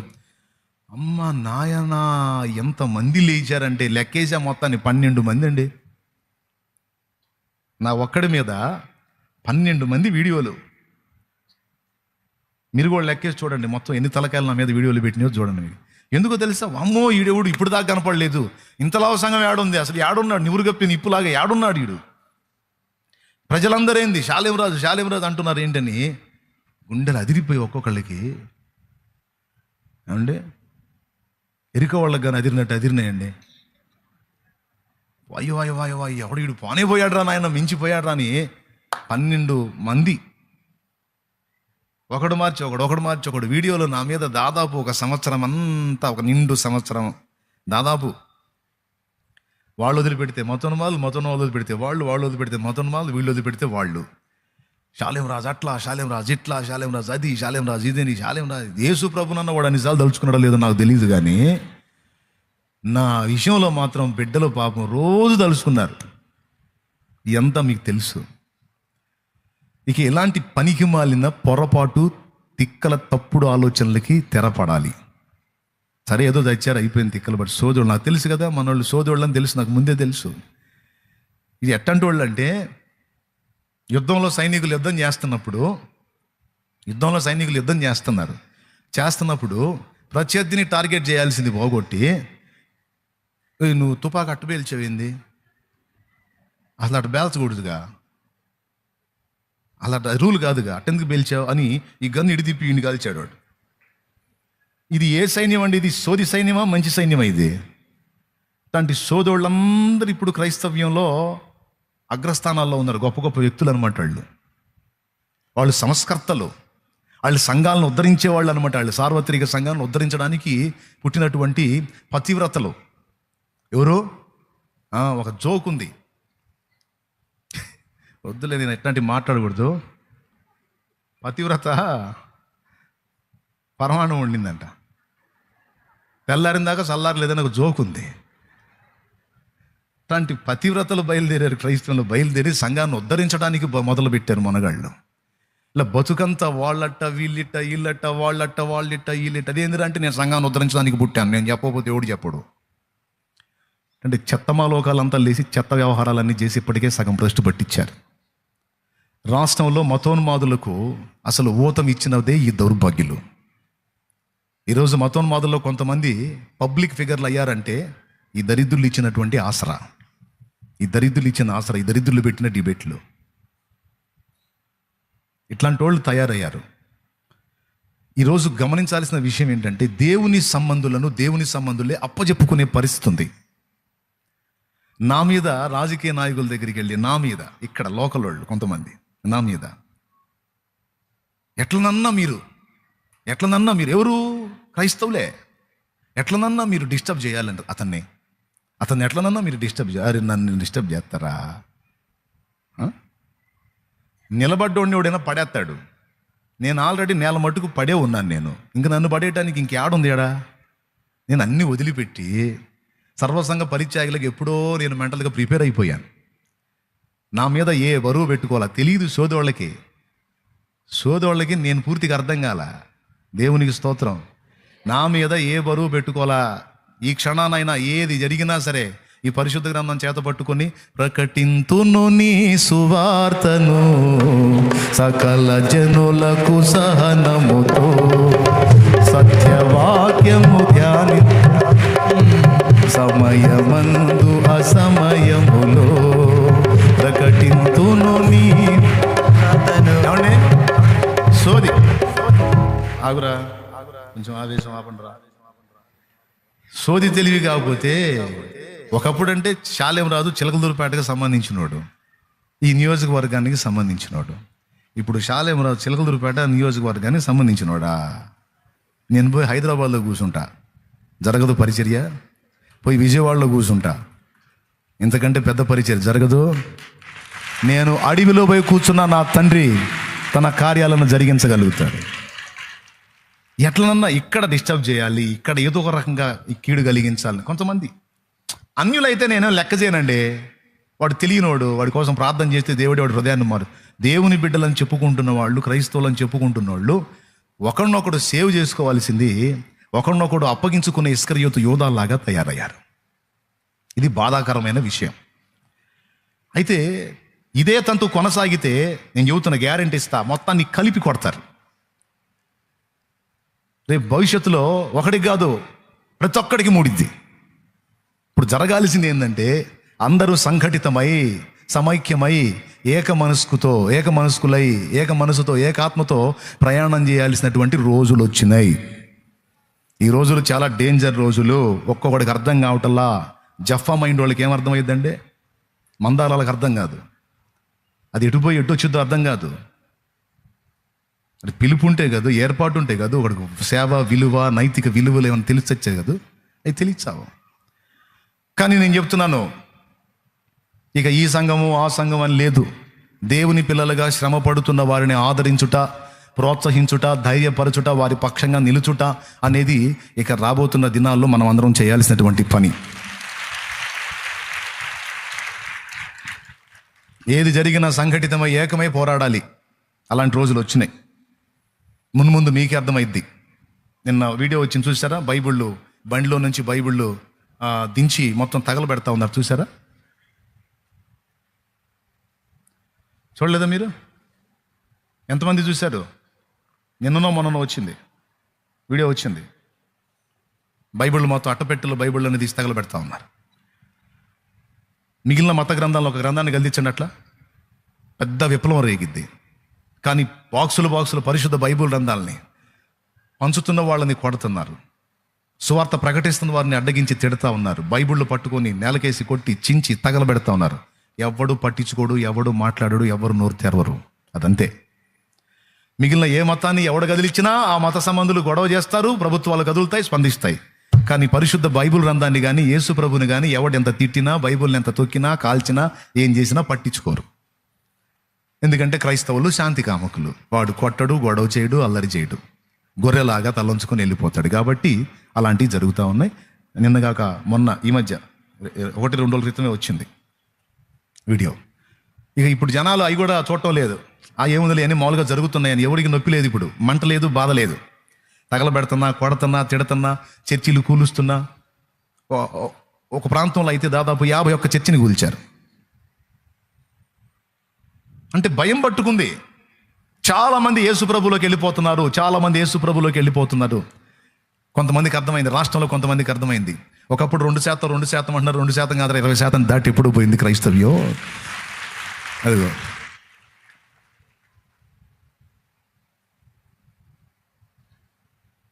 ఈ మధ్య లేటెస్ట్ అది.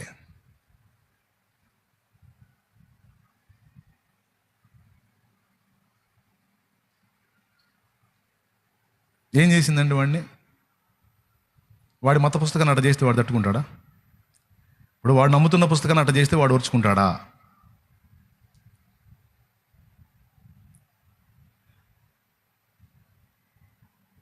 ఒక పక్కన ఇలాంటి దుర్మార్గాలు జరుగుతుంటే, ఒక పక్కన ఇలాంటి దురాగతాలు జరుగుతుంటే, అలాంటి వాటి మీద పోరాటం చేయకుండా, అలాంటి వాటి మీద ఫైట్ చేయకుండా సాటి క్రైస్తవుల మీద పడి వాడు తేడా వీడి తేడా అనుకుంటా బతుకుతున్నారు. ఈ దరిద్రులను ఏమనాలి? ఇట్లాంటి వాళ్ళని ఏమనాలి? వీళ్ళు బతుకంతా ఇది కదా చూడాల్సిందే, ఇది కదా గమనించాల్సిందే.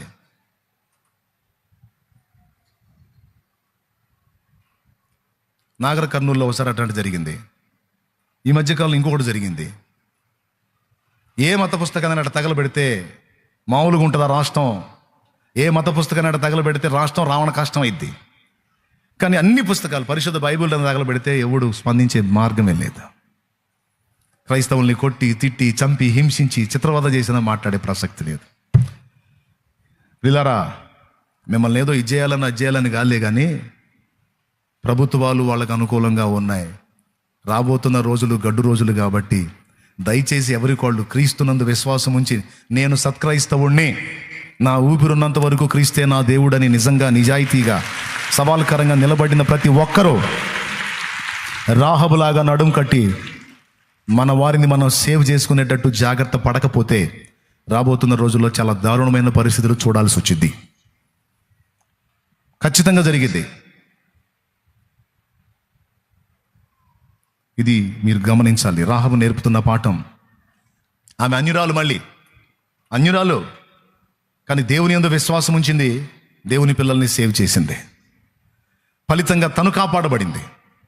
ఈరోజు మనం మన వాళ్ళని సేవ్ చేయటం ద్వారా దేవుని కృప మనం పొందుతాం. కాబట్టి ఏదో అంటున్నారులే, ఎవరినో అంటున్నారులే, నాకెందుకులే, నాది కాదు కదా అని దాటిపోవద్దు. దేవుని పిల్లల మీద ఒకవేళ అటాక్ జరిగితే నీ వంతు నువ్వు నడుం కట్టి, నీ వంతు నువ్వు స్పందించాలి. ఇది నీ బాధ్యత, ఇది నీ బాధ్యత, ఇది మన బాధ్యత. మన వాళ్ళని మనం సేవ్ చేసుకోవాలి, మన వాళ్ళని మనమే గుండెల్లో దాచుకోవాలి.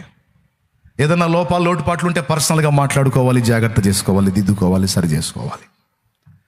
అంతేగాని సభాముఖంగా అందరికీ చెప్తున్నాను, సభాముఖంగా ఇందులో లైవ్లో అనేక మంది వీక్షిస్తారు, చెప్తున్నాను, ఏదన్నా ఉంటే పర్సనల్గా మాట్లాడుకొని డీల్ చేసుకోవడమే తప్ప ఒకటి మీద ఒకటి వీడియోలు పెట్టుకోవడం, ఒకటి మీద ఒకటి పోస్టులు పెట్టుకోవడం అనే ప్రక్రియను మనం మానేద్దాం, సరిదిద్దుకుందాం.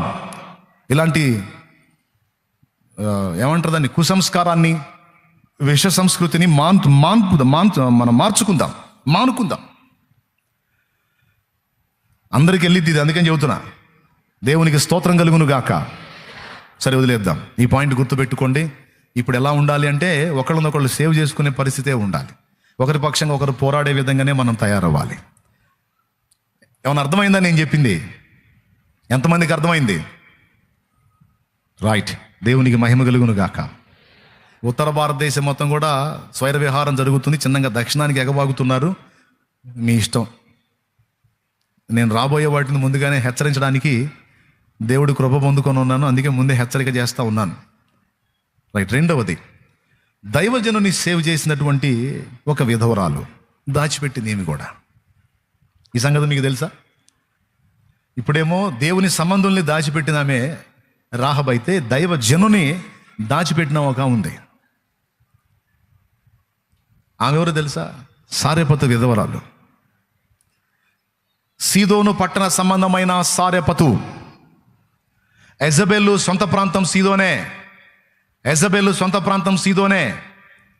సీదోను పట్టణ సంబంధమైన సారెపతు. ఆశ్చర్యం చెప్పనా?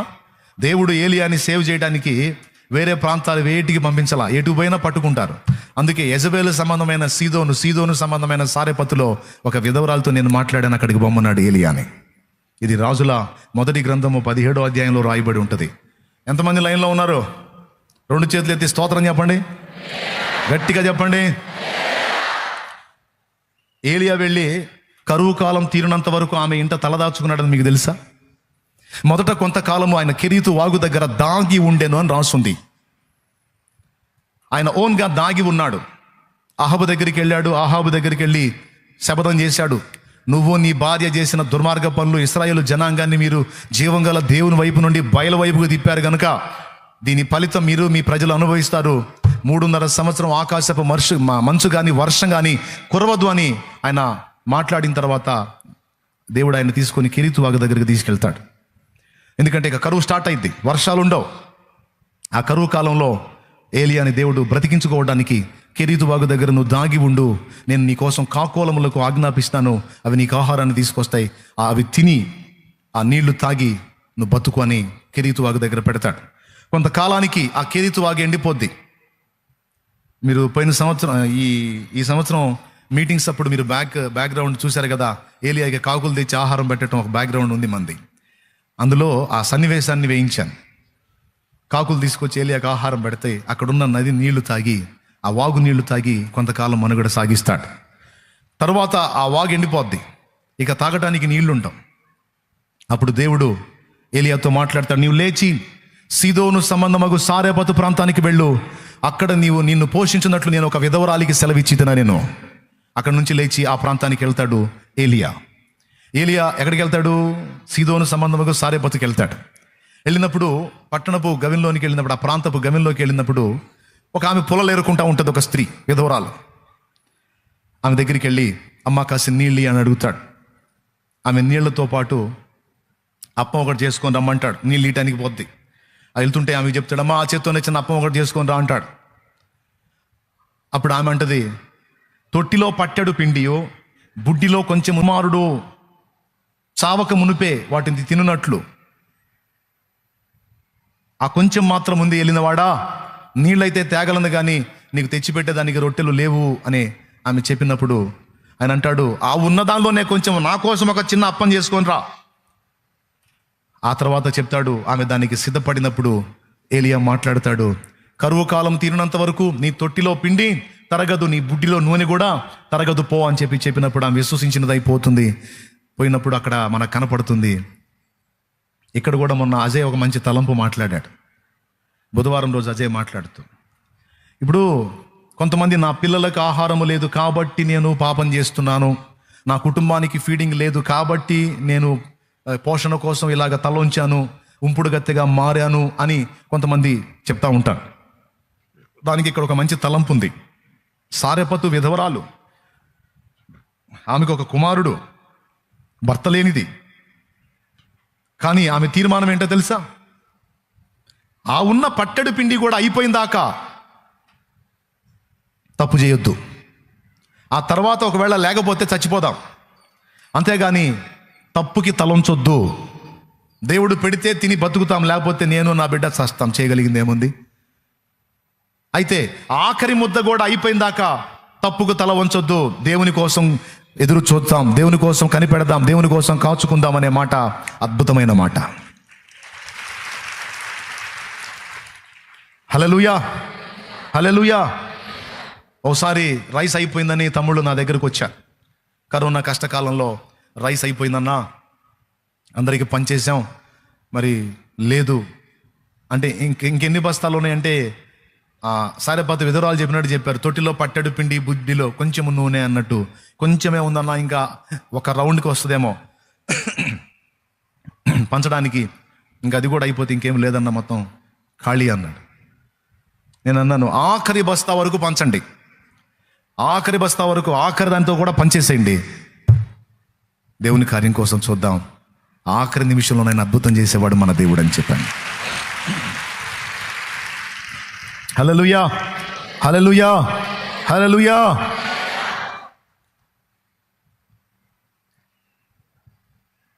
దేవుని కృపను బట్టి ఆఖరి బ్యాగ్ పూర్తి కాకముందే మళ్ళా కొన్ని వచ్చి నింపబడ్డాయి. దేవుడు ఆయన కార్యాన్ని చేస్తున్నాడు. ఎందుకంటే ఇంతమంది బిడ్డలకి ఆహారం పెట్టాలి. వారానికి ముమ్మారు, బుధవారం ఆహారం ఉండాలి, శుక్రవారం ఆహారం ఉండాలి, ఆదివారం ఆహారం ఉండాలి, శనివారం నైట్ ఆహారం ఉండాలి. ఎందుకంటే దూర దూర ప్రాంతాల వాళ్ళు శనివారమే వచ్చేస్తారు, వాళ్ళందరికీ పెట్టాలి. డైలీ ఫుడ్ ఉండాలి, నిత్య ఆహార వస్తువులు ఉండాల్సిందే. కానీ దేవుని కార్యాలు అయితే నా తీర్మానం, ఆఖరిది కూడా అయిపోయేంత వరకు ఇద్దాం, పంచుదాం, వండుదాం, చేద్దాం. అది కూడా అయిపోతే అప్పుడు చూద్దాం. అయిపోయింది అనిపించేవాడు కాదు ఆయన. అయిపోయింది ఇక లేదనిపించేవాడు కాదు. అయిపోయింది అనగానే ఇంకా కొన్ని ఉంచి ఆ కొన్నిటికి మరికొన్ని జోడించగల సమర్థుడు. దేవుని కృపను బట్టి అప్పటి నుంచి ఇప్పటిదాకా లాకేతం ఇస్తే లే, దాకొమ్మిస్తే దు అనే పదం లేకుండా ఆహారాన్ని సమృద్ధిగా ఆయన ఏర్పాటు చేశాడు. ఆయన కృప, మీ అందరి ప్రయాస, ప్రార్థన, మీ అందరి తోడ్పాటు. మీరు కూడా బాధ్యత ఎరిగారు, గుర్తెరిగారు. నేను రెగ్యులర్గా వెళ్ళి తిని దేవుని సన్నిధిలో తిని రావటమే కాదు, నేను కూడా ఒక బస్తా తీసుకెళ్ళి అక్కడ వెయ్యాలి అనే ఇంకితం మీకు తెలుసు. కాబట్టి మీరు కూడా తోడ్పాటు అందిస్తుండగా దేవుని కృపను బట్టి అది అలా కొనసాగుతూ ఉంది. అట్లాగున నేను తప్పు జీవితానికి తలంచొద్దు. పిల్లలకి లేదు, పెద్దలకి లేదు అని నేను వేరే వృత్తిలోనికి, వేరే పాపానికి, ఉంపుడు గతిగా ఉండటానికి, ఎవడో ఉంచుకోవడానికి తలంచడం అనేది నేను చెయ్యను. ఆఖరి ముద్ద కూడా అయిపోయిన దాకా దేవుని కోసం ఎదురు చూస్తాను. ఆ దేవుడు పెడితే తింటా, లేకపోతే పస్తుంటా, చూపిస్తున్న పని చేస్తా. అంతేగాని పొట్ట కోసమనో, నా పొట్ట కోసమనో, పిల్లల పొట్ట కోసమనో అని నేను పాపానికి తలంచి శాపాన్ని నేను తెచ్చుకొని పిల్లలకు తెచ్చిపెట్టను అనే తీర్మానంలో స్త్రీలు ఉండాలి. ఎంతమందికి అర్థమైంది? ముఖ్యంగా లేడీస్. తొందరపడి పాపానికి తల వంచి మళ్ళీ సెంటిమెంట్గా మాట్లాడటానికి ట్రై చేయొద్దు. నాకు లేదు అందుకని నేను ఈ పని చేశాను అనొద్దు. నువ్వు దేవుని భక్తి కలిగిన స్త్రీవైతే, పరిశుద్ధాత్మను పొందిన వ్యక్తివైతే, పరిశుద్ధాత్మ సంబంధివైతే చెడుతనానికి తలంచొద్దు. చెడుతనానికి తలంచి దానికి ఏదో వంకలు సాకులు వెతకొద్దు. ఇతరులు జాలిపడే మాటలు మాట్లాడొద్దు. నువ్వు ఎన్ని కష్టాల్లో ఉండి పాపం చేసినా పాపం ఎప్పుడు శాపాన్ని తెచ్చిది కానీ దీవెనను తేదు. మళ్ళీ చెప్తున్నా, పాపం ఎప్పుడు శాపాన్ని తెచ్చిది కానీ ఆశీర్వాదాన్ని తేదు. అది మంచిది కాదు. సారేపత్తులో ఉన్నటువంటి ఆ స్త్రీ తొట్టిలో పట్టెడు పిండి అంది. అంటే ఆ ఒక్క పట్టెడు పిండి ఆ ఒక్క పూటకే, మరో పూటకి లేదు. అందుకని వేరే దారులు వెతకలేదు. ఆ పూటకు ఉన్నంత వరకు తిందాం, లేకపోతే దేవుడు పస్తుంచి అలా మాడి చావమని ఆజ్ఞాపిస్తే అలానే చచ్చిపోద్దాం. అంతేగాని తప్పుకి, పాపానికి, వ్యభిచారాలకి, ఇతరాత్రా వాటికి తలొంచొద్దు అని నిర్ణయించుకుని నీతిగా నిలబడింది. అక్కడికే పంపబడ్డాడు ఏలియా. చూసారా, ఆమె నిరీక్షణ వట్టిగా పోలా, ఆమె విశ్వాసం ఆమెను సిగ్గుపరచలా. దేవుడు నాకు తప్పనిసరిగా సహాయం చేస్తాడు అన్న ఆమె నిరీక్షణ ఆమెను సిగ్గుపరచలా. ఆఖరికి ఆ పట్టెడు పిండి అయిపోక మునిపే తన దాసుని పంపించాడు దేవుడు. ఏలియాను ఆమె ఇంటికి పంపించి ఆమెతో మాట్లాడించి ఆమె చేత ఒక అప్పం పొందేటట్టు చేశాడు. ఆమె అప్పం చేసుకుని ఏలియాకి తీసుకొచ్చింది. ఆ తర్వాత ఆయన చెప్పిన మాట ప్రకారం మళ్ళీ చూస్తే తొట్టి నిండా పిండి. ఎంత తీసినా మళ్ళీ వస్తానే ఉంది. ఆ నూనె ఎంత పోసి ఎన్ని రొట్టెలు కాల్చినా మళ్ళీ నూనె వస్తానే ఉంది. ఈ విధంగా కరువు కాలం తీరునంత వరకు ఆమె పోషింపబడింది, ఆమె కుమారుడు పోషింపబడ్డాడు. ఆశ్చర్యం ఏంటంటే ఏలియా ప్రవక్త, ఆమెకు తెలుసు. ప్రవక్తలని ఎవరిని యెజబెలు బతకనియట్లేదన్న సంగతి ఆమెకు తెలుసు. ఏలియాకి ఒట్టి అప్పం తీసుకొచ్చి పెట్టడం మాత్రమే కదా ఆమె చేసింది. తన ఇంట దైవజనుడికి స్థానాన్ని ఇచ్చింది, దైవజనునికి ఆశ్రయాన్ని కల్పించింది. ఒకవేళ ఆమె ఇంట ఏలియా ఉన్నాడన్న సంగతి యెజబెలుకు తెలిసిందనుకో, అహబుకు కానీ యెజబెలుకు కానీ తెలిసిందనుకో, ఏలియాని లేపుతారు. ఏలియాతో పాటు సారెపత్తు విధవరాలు ఇంటిని కూడా లేపుతారు. ఆయనను దాచిపెట్టి ఆయనకు కావలసినటువంటి సపరిచర్యలు చేయడానికి ఆ తల్లి ఇష్టపడింది, తన కుమారుడు తల్లి. మీకు తెలుసా, ఆమెకు జస్ట్ కరువు కాలం తీరిపోయేంత వరకు పిండి నూనె ఇవ్వటం మాత్రమే కాదు, కొంతకాలం గడిచిన తర్వాత ఆమె కుమారుడు చనిపోయినప్పుడు ఆ చచ్చిపోయిన వాడిని కూడా తిరిగి బ్రతికించి ఏలియా ఆమెకు అప్పగిస్తాడు. దైవజనులను ఎలా గౌరవించాలో, ఎలా సన్మానించాలో, వారిని ఎలాగా ఆదరించాలో, ఎలా తోడ్పాటు అందించాలో సారెపతు విధవరాలు నేర్పింది. ఆమెను గురించి క్రొత్త నిబంధనలో యేసు ప్రభువు కూడా ఎత్తి మాట్లాడతాడు. సీదోను సంబంధమైన ప్రాంతాల్లో, ఇశ్రాయేల్లో కానీ యూదాలో కానీ చాలామంది విధవరాంటు ఉన్నారు. కానీ ఏలియా సారెపతులో ఉన్న ఆ విధవరాలు యొద్దకే తప్ప మరి ఎవరి దగ్గరకు పంపబడలేదు అని ప్రభు మాట్లాడాడు క్రొత్త నిబంధనలో. ఇక్కడ మీరు గమనించాలి ఏంటంటే, దైవజనులను తొందరపడి తృణీకరించటం, తేలిగ్గా మాట్లాడటం, అపహాస్యం చేయటం, హేళనగా చూడటం అనే ప్రక్రియ మంచిది కాదు. నీకేదో కాస్త కూస్తో అవగాహన ఉంటే ఉండొచ్చు, ఉన్నంత మాత్రం అవతల వాళ్ళని తేలిగ్గా నువ్వు మాట్లాడకూడదు. దైవజనుడు, దేవుని చేత ఏర్పరచబడినవాడు, దేవుని అభిషేకం పొందినవాడు, ఆత్మలను రక్షణలోకి నడిపించినవాడు, దేవుని పనిముట్టు, దేవుని పాత్ర అంటే ఆ పాత్రని ఇంటి ముంగిటికి వస్తే తప్పకుండా ఆ వ్యక్తికి చేయదగ్గ మర్యాద నువ్వు చేసి పంపించడం ఎంతైనా మంచిది. అది నీ దీవెనకి కారణమవుతుంది. దేవుని వాక్యంలో రాయబడి ఉంది, నా పేరిట వచ్చువాన్ని చేర్చుకొని గిన్నెడు చన్నీళ్ళు ఇచ్చిన వాడు తన ఫలము పోగొట్టుకున్నాడని మీతో నిశ్చయముగా చెప్పుచున్నానని రాయబడి ఉంది. నాకు తెలుసు, శాలేమరాజన్న మీ ఇంటి ముందుకు వస్తే తప్పకుండా మీరు సాదరంగా ఆహ్వానిస్తారు, గణపరుస్తారు, గౌరవిస్తారు. కానీ శాలేమన్న దగ్గర నుండి ఎవరన్నా మీ ఇంటికి వస్తే నిజంగా నాకు ఇచ్చినంత రెస్పెక్ట్ మీరు వారికి ఇస్తారా? నిజంగా ఇవ్వగలిగితే అది ఎంతో గొప్ప మనస్సు, అది ఎంతో ఆశీర్వాదకరమైన మనస్సు. దేవుడు ఏర్పరచుకున్న పాత్రలను తృణీకరించొద్దు, తక్కువ అంచనా వేయొద్దు. ఎందుకంటే వారి నుండి దేవుడు ఇవ్వాల్సినటువంటి ఆశీర్వాదాలు తప్పకుండా మన కుటుంబాలకి, మన బిడ్డ పాపలకు వచ్చేటట్టు దేవుడు చేస్తాడు. ప్రవక్తను చేర్చుకున్నవాడు ప్రవక్త ఫలమును పొందును. అపోస్తలుని చేర్చుకున్నవాడు అపోస్తలుడి ఫలము పొందును. కాబట్టి ఫలము ఖచ్చితం. దేవుని పిల్లల్ని, దేవుని పాత్రల్ని తండ్రి సన్నిధి పరిచర్య నుంచి ఎవరు పంపబడిన మీ ఇళ్ళ దగ్గరికి వారిని సాధారణంగా ఆహ్వానించి మీరు చేయదగ్గ ఉపచారం చేసి వారి ద్వారా ప్రార్థన సహాయం పొందండి. వారిని ముందు మీ ఇంట అడుగు పెట్టనివ్వండి. చిన్నగా ఒక్కొక్క ప్రాంతానికి మన వాళ్ళు దర్శిస్తూ ఉన్నారు కొంతకాలంగా. అలా ఆ దర్శించే ప్రక్రియలో మీ దగ్గర కూడా వచ్చే ఛాన్స్ ఉంది, మీ ప్రాంతాలకు వచ్చే ఛాన్స్ ఉంది. సో మీరు ఇంకా అవసరమైతే మళ్ళీ ఒకసారి గుర్తు చేయొచ్చు, శ్యామన్నకి ఫోన్ చేసి, అన్న మా ప్రాంతాలకు కూడా అక్క వాళ్ళని, అన్న వాళ్ళని రమ్మని చెప్పండి అని మీరు ఆహ్వానించవచ్చు. తప్పకుండా మీ ప్రాంతాల్లో కూడా వాళ్ళు క్రమంగా ఈ వరుసలోనే దర్శించే అవకాశం ఉంది. అప్పటి నుంచి ఇప్పటిదాకా కొన్ని ప్రాంతాలను దర్శిస్తూ ఉన్నారు బిడ్డలు. మరి ఒక ప్రాంతం, 2 ప్రాంతాలు కాదు, చాలా ప్రాంతాలు ఉన్నాయి. అవన్నీ తిరిగి రావాలి మీ దగ్గరికి. కాబట్టి ఇది కూడా గుర్తుపెట్టుకొని మీ ఇంట కూటాలు పెట్టుకున్నా, మీ ఇంట ఏదైనా కృతజ్ఞత కూటం పెట్టినా, ఏ కూటం పెట్టినా, ఏ పరిచర్య చేయండి, వాక్య పరిచర్య చేసిన వాళ్ళని గౌరవించండి. వాళ్ళకు చేయదగ్గ మర్యాద, సన్మానం వాళ్ళకి చేయండి. అలాగే మిమ్మల్ని దర్శించి మీ ఇంట ప్రార్థన చేయడానికి వచ్చినటువంటి మన బిడ్డల్ని ఆదరించండి. వారికి చేయదగ్గ మర్యాద వారికి చేయండి. వారిని చేర్చుకోండి. మీకు కలిగిన దానిలో ఆతిథ్యం చేయండి. వారి ప్రార్థన సహాయం పొందండి. వారు చెప్పే మాటలని మీరు బలంగా తీసుకోండి. వారి చేత ప్రార్థన సహాయం ఖచ్చితంగా మీరు అడిగి ప్రార్థన చేయించుకోండి. తప్పనిసరిగా ఆ ప్రతిఫలాన్ని మీరు తప్పకుండా చూస్తారు. అది మంచి అలవాటు, మంచి పద్ధతి. ఇవన్నీ నేను చెప్పాలి మీకు. మరి సంఘంగా మీరు ఉన్నారు, నా బిడ్డలుగా దేవుడు నాకు ఇచ్చాడు, మీ బాధ్యత. దైవజనులు చాలా తేలిగ్గా మాట్లాడటం, తృణీకరించడం, చేతురాడటం, లెక్క లేకుండా వ్యవహరించడం చేస్తూ ఉంటారు. బలహీనుడో బలవంతుడో తర్వాత సంగతి. తొందరపడి దైవజనుల్ని తోలనాడొద్దు, లేనిపోయిన శాపాన్ని తెచ్చిపెట్టుకోవద్దు. తస్మాత్ జాగ్రత్త. ఓకేనా? రైట్. దాచినటువంటి వాళ్ళని కొంతమందిని మీకు గుర్తు చేశాను.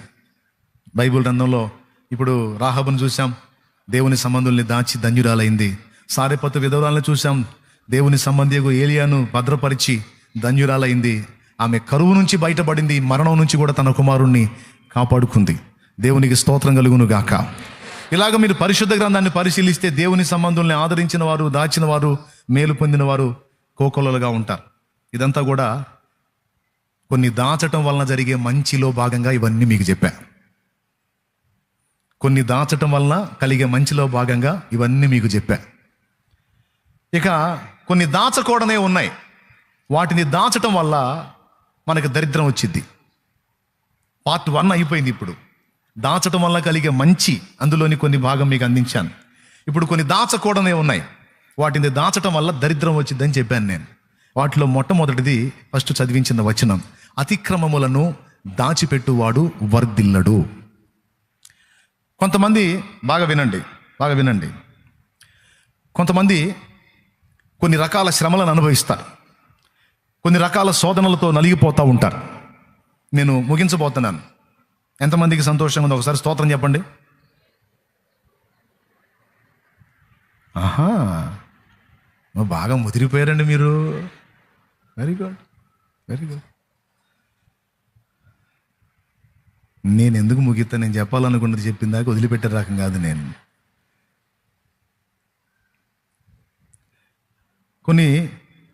కొంతమంది నేను చెప్తున్నాను, కొన్ని రకాల శ్రమల గుండా వెళ్తూ ఉంటారు. అవి శరీర బలహీనతలు కావచ్చు, శరీర రోగాలు కావచ్చు, ఆకస్మికంగా శ్రమల పాలు కావటం కావచ్చు, సంథింగ్ ఏవైనా కానీ కొన్ని శ్రమల గుండా నలుగుతా ఉంటారు. దేవుణ్ణి ఎరిగిన వాళ్ళ సంగతి చెప్తున్నా, దేవుణ్ణి ఎరగిన వాళ్ళ సంగతి కాదు. దేవుణ్ణి ఎరగిన వాడికి అగచాట్లు వచ్చినాయంటే అర్థం ఉంది, కానీ దేవుణ్ణి ఎరిగిన మనకు అగచాట్లేంది, రోగాలేంది, సమస్యలేంది, బాధలేంది, ఇరుకులేంది, ఇబ్బందులేందని కొంతమంది గందరగోళం అయిపోతూ ఉంటారు. దానికి ఒక సమాధానం చెప్పాలి. దేవుడు మనల్ని కొడుకులుగా కూతుళ్ళుగా చూస్తున్నాడని హెబ్రీ పత్రికలో రాస్తుంది. దేవుడు మిమ్మల్ని కుమారులుగాను కుమార్తెలను గాను చూచుచున్నాడు. కాబట్టి తండ్రి శిక్షించని కుమారుడు ఎవరు? తండ్రి శిక్షించని కుమార్తె ఎవరు? ఒకవేళ తండ్రి యొక్క శిక్షా ఫలంలో మీరు పాలు పొందకపోతే మీరు దుర్బీజులే కానీ కుమారులు కాదు అన్నాడు. ఈ మాట గతంలో మీకు హెబ్రీ పత్రికలో చదివించా. లేదు మేము ఇప్పుడు చూస్తామంటే ఒకసారి బైబిల్ తీసుకొని చూడండి. హెబ్రీ పత్రిక 12వ అధ్యాయం 7వ వచనం. అది శిక్షాఫలము పొందుటకై మీరు సహించుచున్నారు. బాగా వినండి, కొద్ది మాటలే ముందే చెప్పాను, ఇంకా నేను పెందలను ముగించేస్తాను. శిక్షాఫలము పొందుటకై మీరు సహించుచున్నారు. దేవుడు కుమారులనుగా మిమ్మల్ని చూచుచున్నాడు. తండ్రి శిక్షింపని కుమారుడెవడు? అదిగో నేను వేసిన ప్రశ్న. కుమారులైన వారందరూ శిక్షలో పాలు పొందుచున్నారు. మీరు పాలు పొందని ఎడల దుర్బీజులే గాని కుమారులు కారు. ఇప్పుడు నాకెళ్ళి చూడండి. ఇప్పుడు దేవుడు నిన్ను శిక్షించి రక్షించుకోవటం నీకు ఇష్టమా? లేకపోతే నువ్వు ఎట్టనబో నిన్నేమి కదిలించకుండా నెమ్మదిగా సుఖముగా ప్రశాంతమైన జీవితంలో ఉంచడం నీకు ఇష్టమా? నీకేది ఇష్టం? నేను చెప్పనా, దేవుని ప్రణాళికలో ఉన్నవారు, చెవులు రిక్కించుకొని జాగ్రత్తగా వినండి, దేవుని ప్రణాళికలో ఉన్న వాళ్ళని దేవుడు వదిలిపెట్టడు. దేవుని ప్లాన్లో ఉన్న వాళ్ళని దేవుడు వదిలిపెట్టడు. మీరందరూ దేవుని ప్రణాళికలో ఉన్నవారు. రక్షణ ప్రణాళికలో కొందరు ఉన్నారు, దేవుని పరిచర్య ప్రణాళికలో కొంతమంది ఉన్నారు. ఆయన సన్నిధిలో పరిచర్య చేయించుకొని బయట సువార్తకు మిమ్మల్ని వాడుకొని కాపర్లుగా మిమ్మల్ని చేయని, ప్రవక్తలుగా చేయని, అపోస్తలుగా చేయని, ఎట్లనన్నా కానీ వ్యక్తిగతంగా మీ మీద కొన్ని ప్రణాళికలు ఉన్నాయి, సార్వత్రికంగా కొన్ని ప్రణాళికలు ఉన్నాయి. మిమ్మల్ని అందరినీ రక్షించుకున్నాడు ఆయన. మనం లోకస్తులతో ఈక్వల్ కాదు. మనం ఎవరిని? దేవుణ్ణి అబ్బా తండ్రి అని పిలుస్తున్నాం. అంటే ఆయన కొడుకులం కూతుళ్ళం అయిపోయాం. ఇప్పుడు నీ విషయంలో దేవుడి జోక్యం ఎలా ఉంటుందంటే, నువ్వు మిగిలిన వాళ్ళలాగా జిలాకు చేష్టాలు చేస్తే దేవుడు చూస్తా ఊరుకోడు. అర్థమైందా? ఏం చెప్పానో ఒక మొక్క చెప్పు. నువ్వు మిగిలిన వాళ్ళలాగా, మిగిలిన వాళ్ళు అంటే ఎవరు? లోకస్తుల్లాగా జిలాకు పనులు చేసావు అనుకో, జిలాకంటే ఈజీగా అర్థమైందని చెబుతున్నాను, దూలగొండి చేష్టాలు అనుకోండి, చేసావు అనుకో, అంటే అది అంటే ఒకటని కాదు కదా, ఒక్కొక్కళ్ళు ఒక్కొక్కటి చేస్తుంటారు. ఎవరెవరు ఎక్కడెక్కడ ఏమేమి జిలాకు చేష్టాలు చేస్తారు నాకేం తెలుసు? చేసేది నీకు తెలుసు, నీ పర్సనల్ చూసే ఆయనకి తెలుసు. దేవునికి స్తోత్రం. అయితే ఒకటి, లోకస్తులను వదిలేసినట్టు నిన్ను వదలడు. నువ్వు ఆయన రక్షణ ప్రణాళికలో ఉన్నావు, నువ్వు రక్షణ పొందాలి, నువ్వు మారు మనసు పొందాలి, నువ్వు బాప్తిస్మ పొందాలి, నీ పనికి మాలిన పాపిష్టి జీవితాన్ని వదిలిపెట్టి నువ్వు రక్షణలోకి రావాలి. అది ఆయన ప్లాన్ అనుకో. ఫస్ట్ గమనిస్తాడు, మర్యాదగా తిరుగుతాడా, లైన్లోకి వస్తాడా, పద్ధతి మార్చుకుంటాడా, సరి చేసుకుంటాడా అని చూస్తాడు. మర్యాదగా తిరిగితే సరే, తిరగకపోతే నువ్వు ఎలా తిరుగుతావో అలా తిప్పుతాడు. గ్యారంటీ. నువ్వు నినవేగబో అని యోనాకి చెప్తే తార్షీషు వాడు ఎక్కాడు, పోయాడా? చేప కడుపులో 3 రోజులు మురిగాడు. అట్లుంటుంది గతి. అదే చెప్పిన మాట విని డైరెక్ట్గా నినవే ప్రాంతానికి పోయి ప్రకటిస్తే గొడవ అంతా ఉండకపోనుగా. ఓడలో అంతమంది ప్రాణాలకు ముప్పం తేవటం కానీ, తను నీళ్లలో విసిరివేయబట్టం కానీ, చేప కడుపులో, తిమింగలం కడుపులో 3 రోజులు మొరగటం కానీ, దాని కడుపులో ఉండి ఏమని ప్రార్థన చేస్తున్నాడు? పాతాళ పాయసంలో నన్ను చుట్టుకుంటున్నాయని ప్రార్థన చేస్తున్నాడు. ఎందుకు ఆ కర్మ? కడుపులో ఏముంటుందండి? మన కడుపులో ఏముంటుంది? చేప కడుపులో ఏముంటుంది? కంపేగా. మనం తినేది ఇంపైందైనా లోపలికి పోయి యాసిడ్స్ పడగానే ఏమైపోద్ది?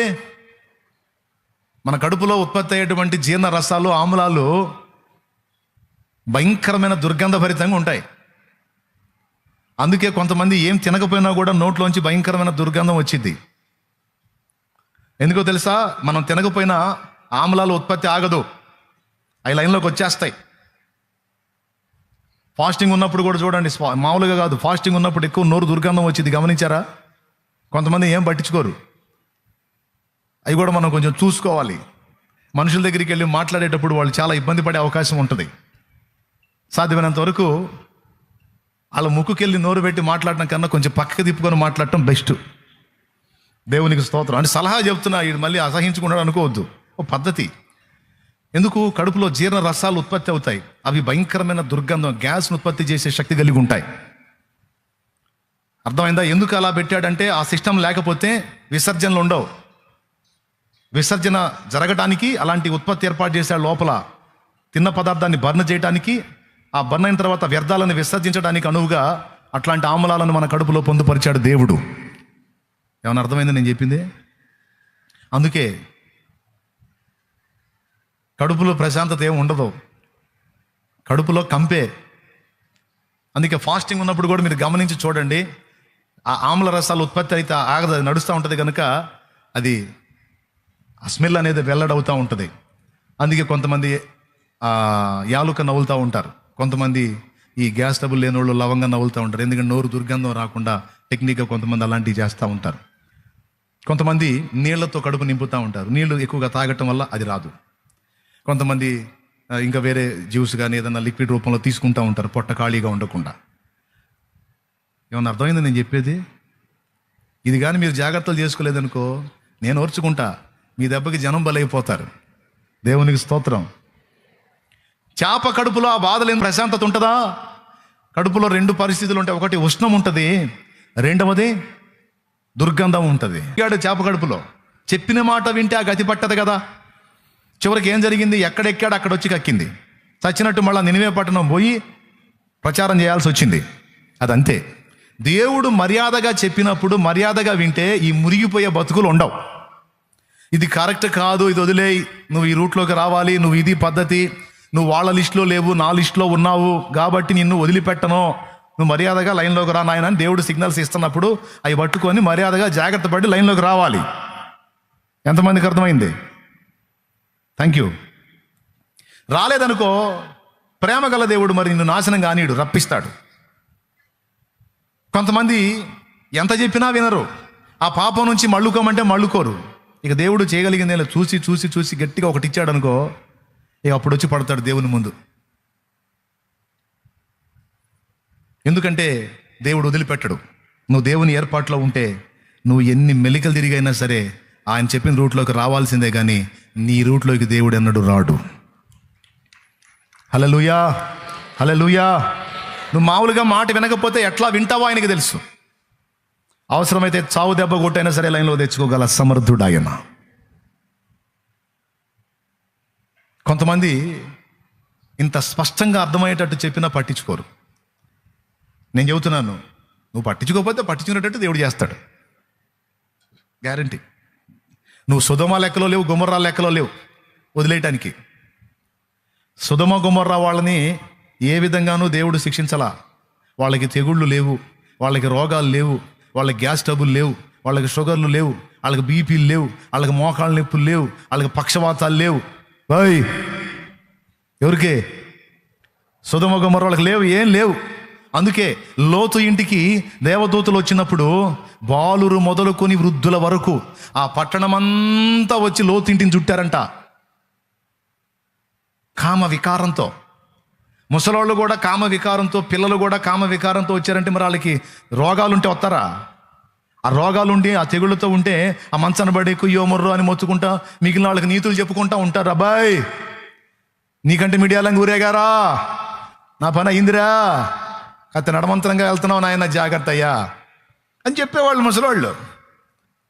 ఇప్పుడు ముసలోళ్ళు మంచంలో కూర్చొని చెప్పే మాటలు ఏందనుకున్నా అయ్యే జ్ఞానోక్తులు అయ్యే.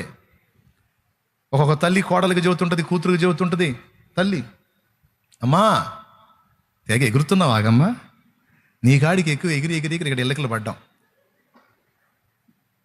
తాగమ్మా, అది మంచిది కాదమ్మా అంటే, నాకు తెలిసిలేని వరవాకండి ఉంటుంది కూతురు. ఒక కొడుకు మిడివేళకు ఊరేవుతుంటాడు, ఈ మంచంలో ఉన్న ముసలో రే రే నీ కాడికి దుర్మార్గుణ్ణి, నీ కాడికి ఇంకా వెచ్చలవిడిగా ఊరేగా, నా కర్మ ఎట్టగాలిందో చూడు. ఎవనో పొంగురాది పొంగు, ఆ పొంగును చూసి పొంగవాగు దెబ్బతింటావు అని చెబుతుంటారు. ఈ మాటలు సొదొమ వాళ్ళకి లేవు, గొమొర్రా వాళ్ళకి లేవు, ఆత్మ వాళ్ళకి లేవు, జెబాయిం వాళ్ళకి లేవు, బెలా అనే పట్టణస్తులకు లేవు. ఈ 5 పట్టణాల్లో బాలురు, ముసలోళ్ళు, యవ్వనులు అనే భేదం లేదు, అందరూ సూపర్గా ఉన్నారు.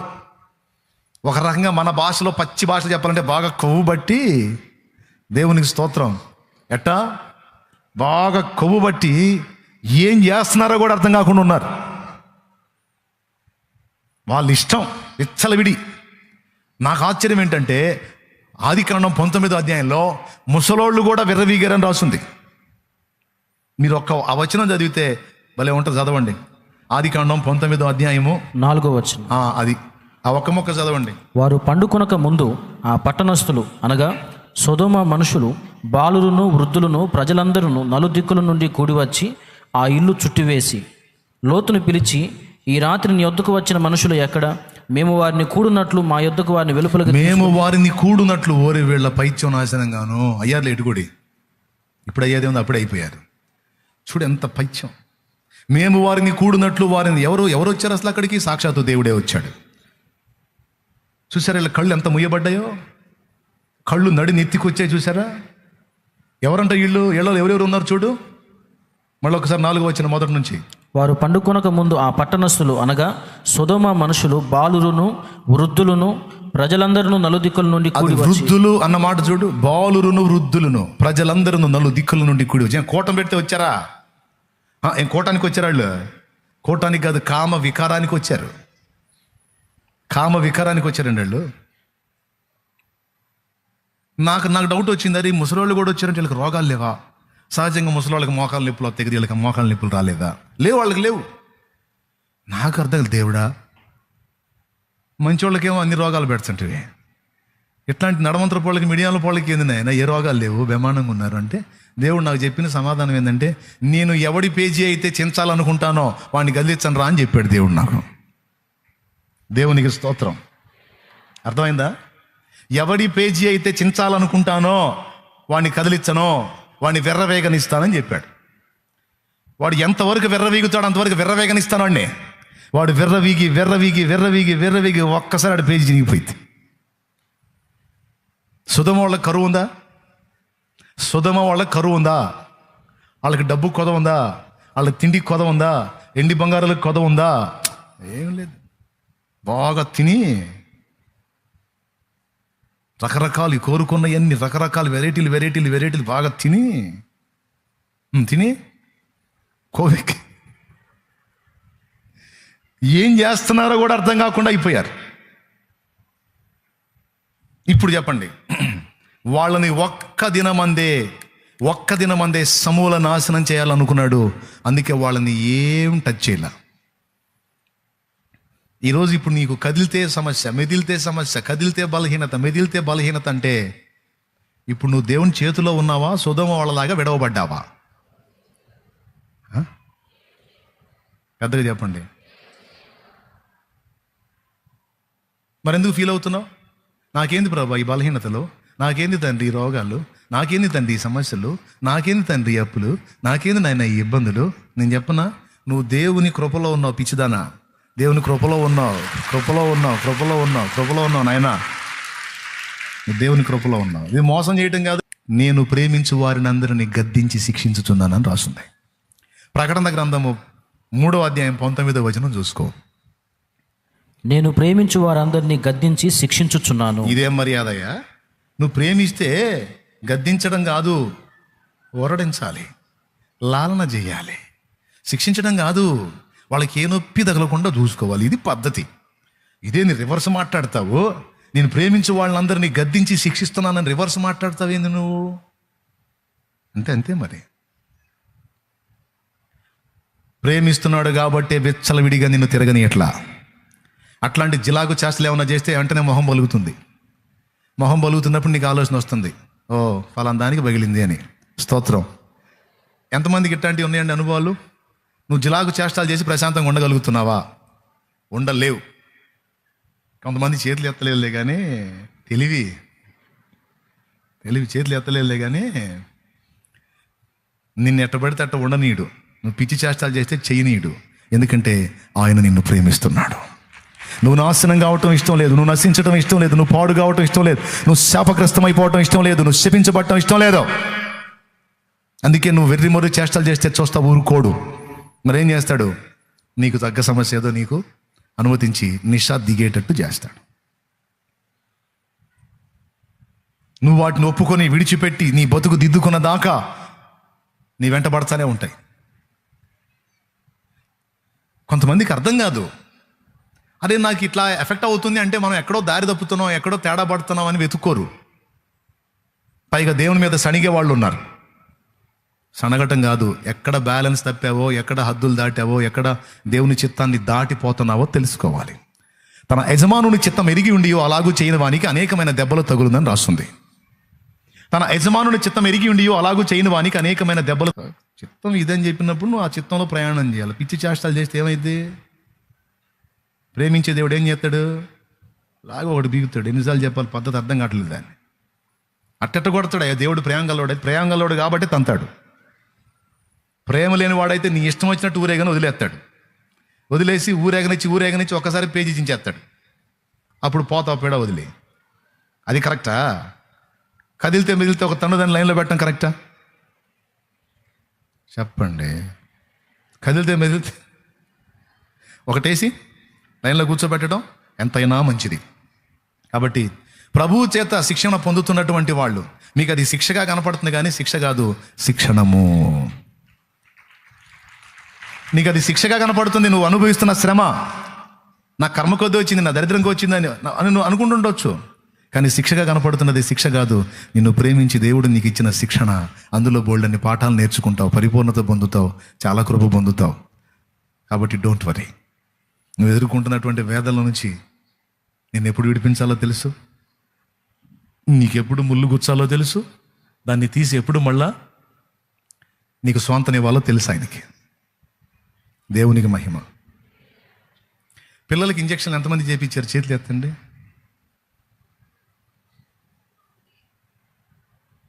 కొంతమంది చేతులు ఏమమ్మా చేపిలేదా?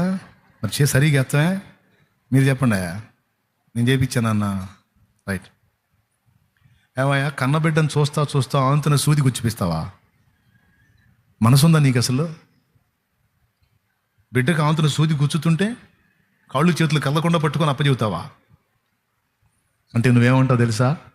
ఆ ఇంజక్షన్ చేపిపోతే వాడు మొత్తానికి చస్తాడు. వాడు మొత్తానికి పోకుండా ఉండాలంటే ఇంజక్షన్ తప్పదు. అట్లాగే మనము సుధమ వారి వలె మొత్తముగా నశించకుండానట్లు చిన్న చిన్న ముళ్ళు, చిన్న చిన్న గాయాలు మనల్ని కాపాడటానికే దేవుడు అనుమతిస్తాడు. ఇప్పుడు ఓ పాట పాడుకుందాం. చాలాసేపు మాట్లాడే పాట పాడలా.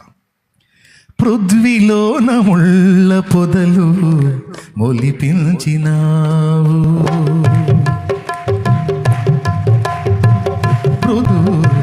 ఒలిపించినావు. ప్రతి నరుని జీవితాన ముళ్ళుంచినావు, ప్రతి నరుని జీవితాన ముళ్ళుంచినావు. వెదుకగా ప్రభువుకే ముళ్ళ కిరీటమా, వెదుకగా ప్రభువుకే కిరీటమా.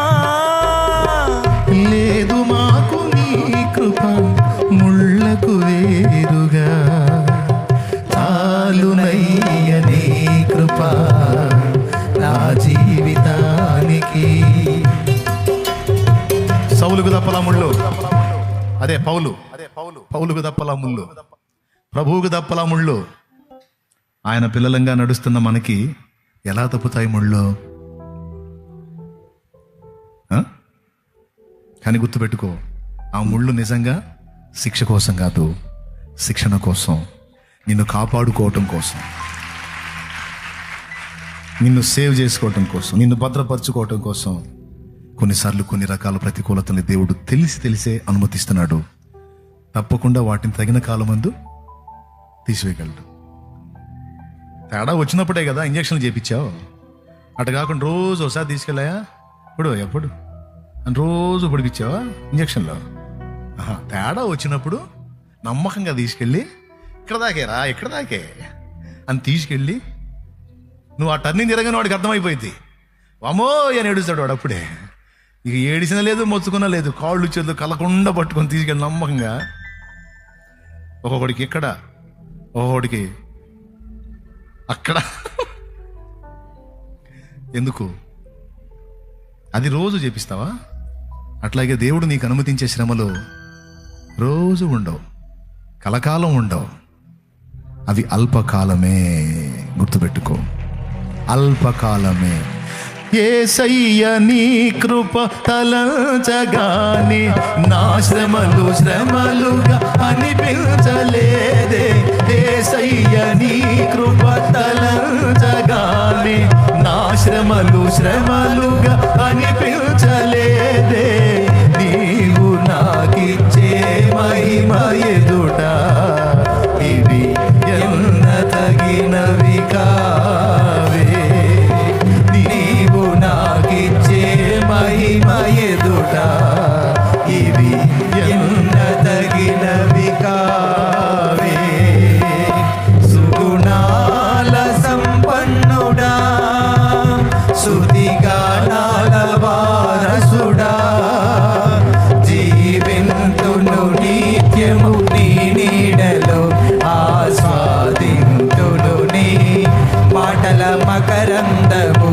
జీవింతును నిత్యము నీ నీడలో, ఆస్వాదింతును నీ మాటల మకరందము. దేవునికి మహిమ. ఏమంటారు? ఇప్పుడు సూది రెగ్యులర్గా గుచ్చబడిద్దా, తాత్కాలికమేనా?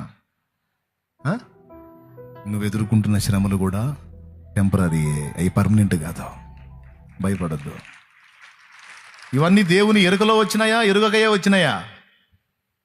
అరే, నిన్ను ప్రేమించుచున్న దేవుడు అన్ని గుర్తించడు, తెలిసే వచ్చినాయి. నువ్వు అది గ్రహించాలి. నాకు వచ్చినవన్నీ తెలిసే వచ్చినాయి, దేవుడికి తెలిసే వచ్చినాయి. తెలిసి ఎందుకు అనుమతించాడు? నా విశ్వాసాన్ని పరీక్షిస్తున్నాడా, లేకపోతే నా తప్పును ఎత్తి చూపుతున్నాడా? నువ్వు ఈ బుద్ధిహీనమైన పని చేస్తున్నావు కనుక నీకు ఇది ఉంది, నువ్వు ఇది మానుకో, నేను తీసేస్తా అని నా తప్పులకి, నా అతిక్రమాలకి శిక్షగా దీన్ని పంపిస్తున్నాడా అనేది చూసుకొని నువ్వు మారు మనసు పొంది నువ్వు సరిదిద్దుకున్నట్టయితే ఆ సమస్యను ఆయన తీసేస్తాడు. నిన్న కారులో వెళ్తుంటే ఎదురుగా ఒక 5 గేదెలు వచ్చినాయి. 5 గేదెలు. 5 గేదెలకి వాళ్ళు 2 పనులు చేశారు. మెళ్ళలో ఇంతలో గుదిబండ కట్టారు. ఇంతలో బండ కట్టి అంతటితో వదిలిపెట్టలా, మెడకను ఒక కాలుకేసి కట్టారు.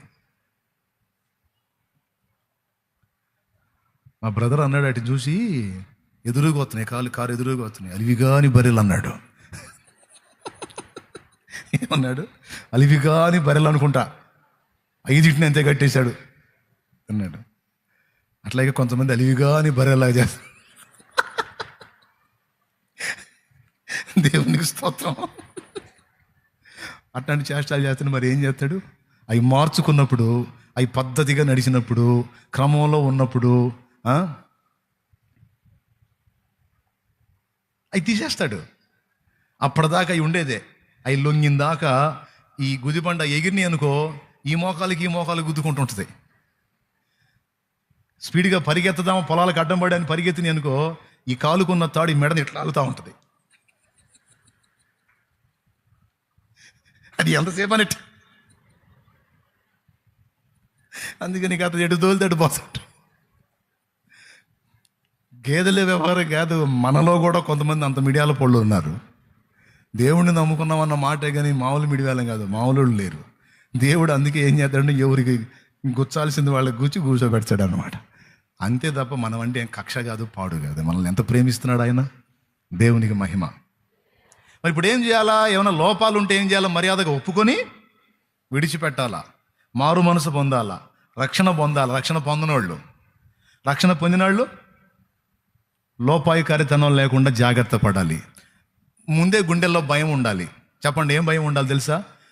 నేను లోకస్తుల్లాగా డ్యాన్సులు వేస్తే దేవుడు ఊరుకోడని మనసులో ముందే ఒక భయం ఉండాలి. లోకస్తుల్లాగా నేను చిందులు వేస్తే, ఎగస్టాలు చేస్తే, పిచ్చి చేష్టాలు చేస్తే, జిలాగు పనులు చేస్తే నన్ను పట్టించుకునే వాళ్ళు ఎవరూ లేరు అనుకోవడానికి లేదు. రెగ్యులర్గా నన్ను అబ్జర్వ్ చేసే ఒకడు ఉన్నాడు.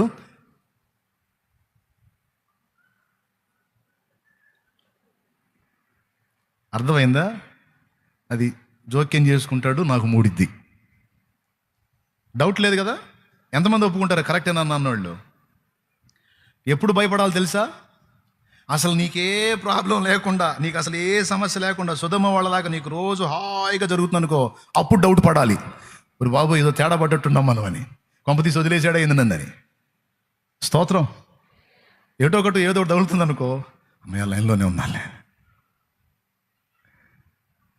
ఏది రాకపోతే మనకు ఆశ్చర్యం, ఏదన్నా వస్తే మనకు ఆశ్చర్యం కాదు. రూట్లో ఉన్నామని. ఇప్పుడు గుంటూరు పోవాలి, ఏమేమి తగులుతాయి? గణపారం, ఎడ్లపాడు, బోయపాలెం, అత్తమ్మలపాలెం, ఓబులనాయుడు పాలెం అని తగులుతాయి వరుసగా. అట్లా కాకుండా మనం గుంటూరు పోతున్నాం, మాటూరు, కోనంకి, ఇసుక దరిసి, ఇది తగులుతున్నాయి అనుకో, మన రూట్లో లేవని, మన రివర్స్ రూట్లో ఉన్నామని అర్థం చేసుకుని జాగ్రత్త పడాలి. మన రూట్లో ఉన్నామంటే అని గుర్తు ఏంటంటే, అపోస్తలను ఎలా నడిపించాడో, ప్రభు తాను ఎలా నడిచాడో మనల్ని అలా నడిపిస్తాడు. ఒక మంచి కాపరి తన గొర్రెలను కాచినట్టు ఆయన మనల్ని కాస్తాడు. నేను ఫైనల్గా చెప్తున్నా, చేసిన పాపాలు దాచిపెట్టుకొని, మూసిపెట్టుకొని, మారు మనసు పొందకుండా, బాప్తీసం పొందకుండా, యావంతు నెత్తిన పెట్టుకొని ఉంటే చాలా ఇబ్బంది పడతావు. చాలా ఇబ్బంది పడతావు. చేసినంత వరకు చాలు, మోసినంత వరకు చాలు, ఇంకొదిలే. మారు మనసు పొందు. అవన్నీ ప్రభు దగ్గర ఒప్పుకొని ఆ పాపిష్టి జీవితాన్ని విడిచిపెట్టి మారు మనసు పొంది క్రీస్తు యేసునందు క్రొత్త సృష్టిగా నువ్వు మారు. ఆ తర్వాత చూడు, దేవుడే చెప్తున్నాడు, నేను నిన్ను వర్ధిల్ల చేస్తాను అని, నిన్ను ఆశీర్వదిస్తానని మాట్లాడుతున్నాను. అంటే వర్ధిల్లగా పోవటానికి, ఆయన మనల్ని వర్ధిల్ల చేయడానికి అడ్డుబండ ఏంటంటే పాపము, అతిక్రమం. కొంతమంది మారు మనసు పొందలా, కొంతమంది బాప్తీసం పొందలా, ఇంతంత చేశారు. ఏముందలే అని వదిలేస్తున్నారు. ఏముందలే అని వదిలేస్తావు, నిన్ను సృష్టించినోడు వదిలిపెట్టడు. ఏముందిలే, ఏముంది, చాలా ఉంది, దా కూర్చో అంటాడు. ఏమో వింటున్నావా? ఏమయ్యా ఇన్ని చేసావుగా, ఇన్ని చేసావు, ఎంత గొప్ప చేసావు ఎవరికి తెలుసు? కుప్పను ఎత్తినే పెట్టుకొని తిరుగుతావా? ఏమన్నా కడిగేసుకునే వ్యవహారం ఏమన్నా ఉందా? కడిగేసుకునే వ్యవహారం ఏమన్నా ఉందా లేదా? ఇంకెంతకాలం అనుభవిస్తావా దరిద్రత, నా శాపాన్ని? రేపు బుధవారం ఉన్నాయి బాప్తిస్మాలు, రేపు బుధవారమే ఉన్నాయి. ఈ సోమ మంగళవారాల్లో ఒకరోజు ఉపవాసం ఉండి ఆ పాపాలన్నీ ఒప్పుకొని, ఆ అతిక్రమాలన్నీ ఒప్పుకొని, ఏంటి నీ ఊహ తెలిసిన దగ్గర నుంచి చేసిన నీ గుర్తున్న అన్ని దరిద్రాలన్నీ ఒప్పుకొని, ఈ దరిద్రాలన్నీ నేను చేశానయ్యా, నా పాపాలు ఇయ్యి, నన్ను నీ రక్తంతో కడుగయ్యా, నన్ను శుద్ధి చేయయ్యా, నన్ను కాపాడయ్యా, ఇక నేను వాటి జోలికి పోనయ్యా అని వాటిని ఒప్పుకొని విడిచిపెట్టు. రేపు బుధవారం వచ్చి ఒక జత బట్టలు ఉంటే తీసుకొని రా, లేకపోతే ఆంతుని రా, పర్వాలేదు. వచ్చి ముందు బాప్తీసం ముందు పాపాలన్నీ కడిగేసుకో, ఆ దరిద్రం వదిలించుకో. ఇంతంత చేసి కూర్చున్నారుగా ఒక్కొక్కళ్ళు, కడిగేసుకోండి. మీకోసం రక్తం చిందించున్నాడు, ఆయన ప్రాణం పెట్టున్నాడు. ఆయన రక్తములో మీ పాపములన్నీ కడిగి వేసుకొని, అవి కెంపు వలె ఎర్రనివైనా హిమము వలె తెల్లని వగినట్లు నా దేవుడు చేస్తాడు. నీ బ్రతుకుని తెలుపు చేస్తాడు. జీవగ్రంథంలో నీ పేరు లిఖిస్తాడో, నిన్ను నూతన సృష్టిగా చేస్తాడు. నాట నుండి నువ్వు ఆయన సంబంధివై పరిశుద్ధాత్మను పొందుకొని, పరిశుద్ధాత్మ సంబంధివై వర్ధిల్లుతావు. ఆ శాపగ్రస్తమైన జీవితానుభవం నుంచి విడుదల పొందు, మారు మనసు పొందు, ప్రభు రక్తంలో కడగబడు, బాప్తిస్మం పొంది పరిశుద్ధపరచబడు. రేపు సోమ మంగళవారాల్లో ఒకరోజు, ఏదన్నా ఒక రోజు ఉపవాసం ఉండి, కనీసం 3 దాకా ఫాస్టింగ్ ఉండి, కాస్త ఏం తినకుండా కాస్త ఉపవాసం ఉండి దేవుని ముందు పాపాలు ఒప్పుకొని సరి చేసుకొని బుధవారానికి సిద్ధపడిరా. పొద్దున్నే 10 వచ్చాడు, కూర్చో, సిద్ధపరిచి తీసుకెళ్ళి బాప్తిసం ఇస్తా. ఆ పాత జీవితం ఇక సమాధి అయిపోయిద్ది, ఇక క్రొత్త జీవితం. ఆయనే రాశాడుగా బైబిల్లో, అతిక్రమములు దాచిపెట్టువాడు వర్ధిల్లడో వాటిని ఒప్పుకొని విడిచిపెట్టువాడు కనికరింపబడతాడు, కృప పొందుతాడు, పరిశుద్ధాత్మను పొందుతాడు, వర్ధిల్లుతాడు. ఎంతమందికి అర్థమైంది? ఇంత స్పష్టంగా నేను చెప్పినా ఇంకా నాకు అర్థం కాలేదంటే నాకు సంబంధం లేదు, మెంటల్ హాస్పిటల్లో చూపించుకోవాలి. లేదన్నా నాకు అర్థమైంది క్లియర్గా అంటే బుధవారం నాకు కనపడాలి, 2 మాటలు బాగుపడాలనుకుంటే. లేదు ఆ దరిద్రాలన్నీ నా నెత్తినే పెట్టుకుని అంతే ఊరేగుతానంటే ఊరేగు, నేను చేయగలిగింది ఏం లేదు. నేను సంఖ్యలు వేసి తీసుకొచ్చాను, బంధించి ఇవ్వమంటే ఇద్దును, అట్ట చెప్పాలా. ఎవరికి వాళ్ళకై వాళ్ళే ఒప్పుకోవాలి, వాళ్ళే రావాలి, వాళ్ళే పొందాలి. స్తోత్రం. ఇది రక్షణ పొందిన వాళ్ళకి చెప్పా, రక్షణ పొందిన వాళ్ళకి కూడా చెప్తున్నా. దాచిపెట్టొద్దు. దేవుని దగ్గరికి పోయి ఈ తప్పు ఎందుకు చేశా, ఈ తప్పు ఎందుకు చేశా, ఈ అవసరాన్ని బట్టి చేశా, ఈ సమస్యను బట్టి చేశా అని దేవుని ముందు షో చేయొద్దు. మరి నా పరిస్థితి అలా వచ్చింది తండ్రి, మరి ఏం చేయమంటావు నాయన, అందుకే అలా చేశా ప్రభు అంటే, oh I'm sorry my daughter, okay అని దేవుడేమనడు. దేవునికి స్తోత్రం, హల్లెలూయా. దేవుడేమి ఆయన అట్లా అనడు. ఆయన ఏమంటాడు తెలుసా, చేసింది కాక నా దగ్గరికి వచ్చి నన్నే కవర్ చేయడానికి చూస్తున్నావు గాను. కవరింగ్లు కాదు బేటి, ఒప్పుకో, తేడాబడ్డనయ్యా అని ఒప్పుకో, విడిచిపెట్టు, ఇంకోసారి చేయడానికి సాహసించొద్దు. బాగుపడతావు, వర్ధిల్లుతావు, నా కృప పొందుతావు, కనికరం పొందుతావు అని మాట్లాడుతున్నాడు. చేసిన తప్పులకి సాకులు ఎత్తుకొద్దు, తప్పును తప్పుగా ఒప్పుకో. సాకులేం లేవయ్యా, నా బుద్ధిహీనతను బట్టి, నా బలహీనతను బట్టి, నా టెంప్టేషన్ బట్టి నేను తేడాబడ్డాను, నీ ప్రేమని సులువుగా తీసుకున్నా, నన్ను క్షమించయ్యా, మరోసారి అలా జరగకుండా నేను జాగ్రత్త పడతానయ్యా అని మారు మనసు ప్రకటించు. కనికరం వచ్చింది, వర్ధిల్లుతాం. అయిపోయిందండి. దాచిపెట్టి కప్పిపెట్టి కవర్ చేసుకున్నాం అనుకో, నష్టం. నంబర్ 1, కొన్ని దాచిపెట్టడం వల్ల, కొందరిని దాచిపెట్టడం వల్ల కొంతమంది మేలు పొందారు. ఇప్పుడు ఇది దాచిపెట్టడం వల్ల ఏం జరిగింది? నష్టం కలిగింది. కృప పోయిద్ది, కరుణ పోయిద్ది, కనికరం పోయిద్ది, శిక్ష వచ్చింది. కాబట్టి ఒప్పుకొని విడిచిపెట్టడం సర్వత్రా మంచిది. ఆఖరి మాట చెప్తున్నా, ఇందాక అన్నావు ఆఖరి మాట అని అనుకోవద్దు. ఆ ఆఖరి మాటలో కొనసాగింపు అనుకోండి. కొంతమంది ఇప్పుడు బాప్తిజం గురించి చెప్పాను. ఎప్పుడు బాప్తిజమాలు? మంగళవారమా? ఒకరోజు ఫాస్టింగ్ ఉండమన్నా గుర్తుందిగా, ఉండి ఆ పాపాలన్నీ ఒప్పుకొని సరి చేసుకోమన్నాను. రైట్. ఇక లాస్ట్ మాట ఏంటంటే, కొంతమంది ఏం దాచిపెడతారో తెలుసా? తమకివ్వబడినటువంటి తలాంతులను, టాలెంట్స్ని గుంట తీసి బూడిచిపెట్టేవాళ్ళు ఉన్నారు, బాగా భద్రంగా దాచిపెట్టేవాళ్ళు ఉన్నారు. ఈ ఒక్క మొక్క చెప్పకపోతే ఇవ్వటానికి దీనికి న్యాయం జరగదు, అందుకని చెబుతున్నాను. ఎందుకంటే ఈ బాపత చాలామంది ఉన్నారు. అందుకని వాళ్ళకి చాలా తలాంతులు దేవుడు ఇచ్చి ఉంటాడు, టాలెంట్స్ ఇచ్చి ఉంటాడు, కృపను ఇచ్చి ఉంటాడు, అనుకూలత ఇచ్చాడు, అవకాశాలు ఇచ్చాడు. కానీ కొంతమంది బాగా లోతు గుంట తీసి అందులో దాచిపెట్టి బాగా మట్టి కప్పి రోడ్ల మీద తిరుగుతున్నారు. అది కూడా వాడు గొయ్యి తవ్వి దాచెను అని ఉంది, చూసారా? రిఫరెన్స్ అవసరం లేదుగా, అవసరంలా. యజమానుడు దేశాంతరం పోతా ఒకడికి 5, ఒకడికి 2, ఒకడికి 1, వారి వారి సామర్థ్యం కొలది ఇచ్చి దేశాంతరం వెళ్ళాడు. మళ్ళా లెక్క చూసుకోవడానికి తిరిగి వచ్చినప్పుడు 5 పొందినవాడు మరో 5 ఇచ్చాడు. అయ్యా నువ్వు ఇచ్చిన 5తో వ్యాపారం చేశాను, 5 వచ్చినాయి, ఇదిగో 10 అని ఇచ్చాడు. మరొకడు 2 ఇచ్చినోడు 2కు 2 4 ఇచ్చాడు. నువ్వు నాకు 2 ఇచ్చావు కదా, ఇక వ్యాపారం చేసి 2కు 2 సంపాదించి ఇదిగో 4 పెట్టానయ్యా అన్నాడు. మూడోవాడు అన్నాడు, యజమానుడా నువ్వు విత్తని చోట కొయ్యువాడవు, నువ్వు చల్లని చోట కూర్చుకొనువాడు అని కఠినుడు అని ఎరిగి, నువ్వు కఠినుడు అని ఎరిగి నువ్వు ఇచ్చిన దాన్ని అత్తలాంతుని గొయ్యి తవ్వి పూడ్చి దాచిపెట్టాను, ఇదిగో నీది నీకు ఇస్తున్నాను అన్నాడు.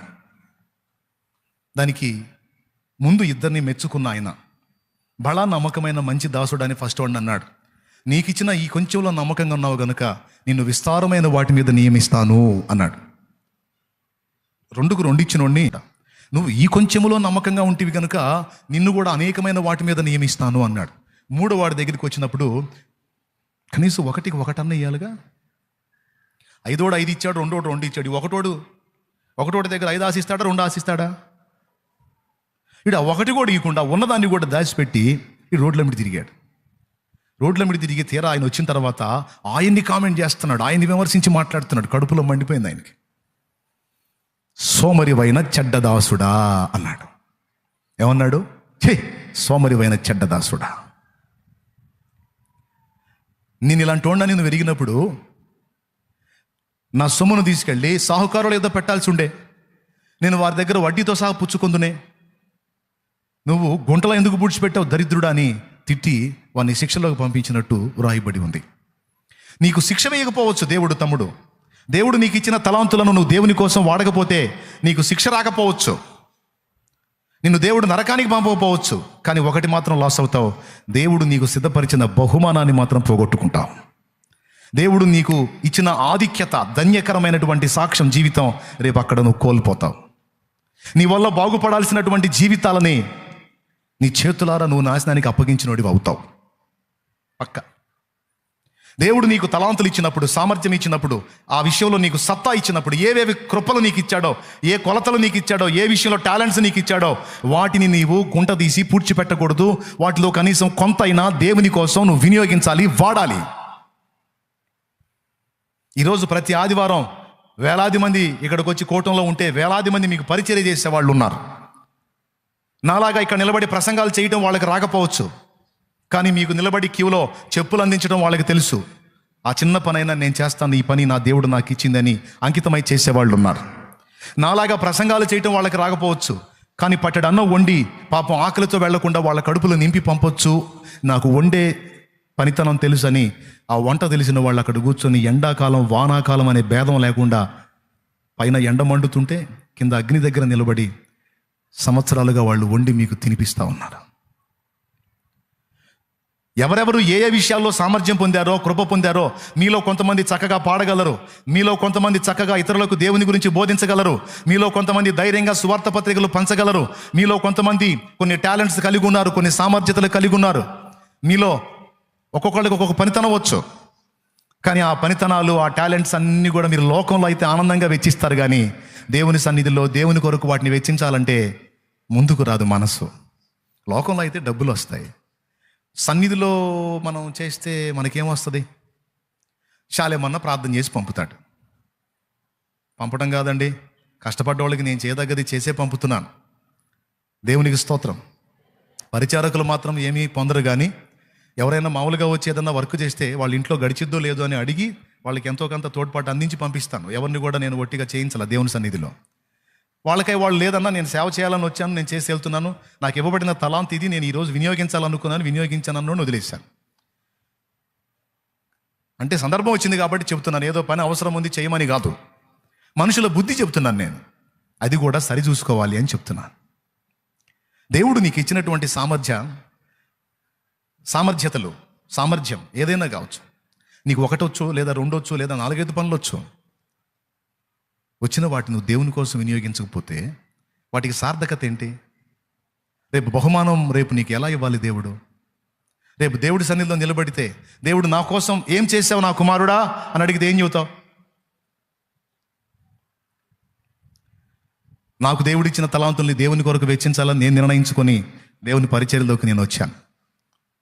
ఒకవేళ నువ్వు ఇలా రాకపోవచ్చు, కనీసం లోకంలో నీ కుటుంబం కోసం కొంత వెచ్చించిన కొంత దేవుని కోసం నువ్వు నీ కలిగిన దానిలో నుంచి వెచ్చించాలి కదా. నీకు ఇచ్చిన బలంలోంచి, నీకు ఇచ్చిన ఆయుష్లో నుంచి, నీకు ఇచ్చిన జ్ఞానంలోంచి, నీకు ఇచ్చిన టాలెంట్స్లోంచి, నీకు ఇచ్చిన డబ్బులో నుంచి కొంత నువ్వు దేవుని కొరకు కేటాయించుకోవాలి కదా. అది దాచిపెట్టడం వలన నీకు వచ్చే ప్రయోజనం ఏంటి? విత్తనాలు తీసుకున్నవాడు విత్తనాలు చేతుల్లో పెట్టుకుంటే మొలుస్తాయా? పంట చేతికి వచ్చిద్దా? విత్తనాలు పొలంలో చల్లితే కదా అవి నాటబడి ఎదిగి మొలిచి విస్తారమయ్యేది. కొంతమంది వాళ్ళకి ఇవ్వబడిన వాటిని వాళ్ళ గుప్పెట్లోనే పెట్టుకుంటారు, దాచిపెట్టుకుంటారు. అవి దేవుని ఎదుట చల్లితే కదా వాటిని విస్తారం చేసి దేవుడు ఆశీర్వదించేది. చల్లటానికి మనసు రాదు, పెట్టడానికి మనసు రాదు, తెగించడానికి మనసు రాదు, త్యాగం చేయడానికి మనసు రాదు. మరి దేవుడి నుంచి ఎలా పొందుకుంటావు? దేవుడు అన్యాయస్తుడా?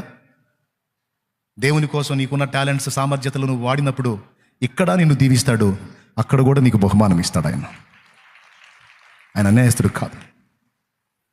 ఇంతేనండి. కొంచెం ఆలోచించండి. దాచిపెట్టుకుంటారో దేవుని కోసం ఖర్చు పెట్టుకుంటారో నీ ఇష్టం. నేనేమన్నా మిమ్మల్ని మనిషిని కలిసి నీకేం తెలుసు అని అడిగేదయింది. ఎవరికి ఏం వచ్చో, ఎవరికి ఏం తెలుసో, ఎవరికి ఏ టాలెంట్ ఇవ్వబడిందో ఎవరు ఏ విధంగా వాడబడగలరో మీకు తెలుసు, నాకేం తెలుసు.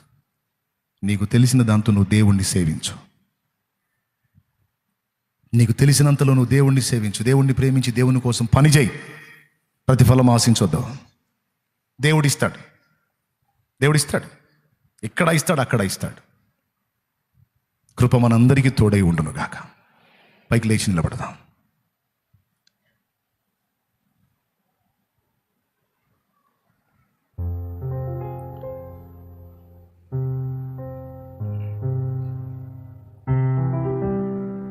ఒక చిన్న ప్రార్థనతో మనం ముగించుకుందాం. టైం 1:57 అయింది. అంటే ఇంకా 2 గాల. కొన్ని విలువైన విషయాలు ఈరోజు మనం విన్నాం. ఆలోచిద్దాం, సరిచూసుకుందాం. రక్షణ పొందనోళ్ళు రేపు బుధవారం బాప్తిస్మానికి సిద్ధం కండి. రక్షణ పొందిన వాళ్ళు మీ తలాంతులని గొయ్యి తవ్వి పూడ్చుకుంటున్నారో వాడుకుంటున్నారో చూడండి. దేవుని ప్రజల విషయంలో ఎలాంటి తీర్మానాలు కలిగి ఉండాలో ఈరోజు విన్నారు, సరి చూసుకోండి. ప్రార్థన చేద్దాం. ఒక చిన్న ప్రార్థనతో మనం ముగించుకుందాం. ప్రార్థన. ప్రేమగల తండ్రి, పరిశుద్ధుడు అయిన ప్రభువా, నీకు వందనాలు. ఈ పునరుద్ధానపు వేళ 2వ ఆరాధనలో నీ దాసుల్ని మరుగుపరుచుకొని మీరు మాతో మాట్లాడిన ప్రతి మాట కొరకై కృతజ్ఞతాస్తుతులు చెల్లిస్తున్నామయ్యా.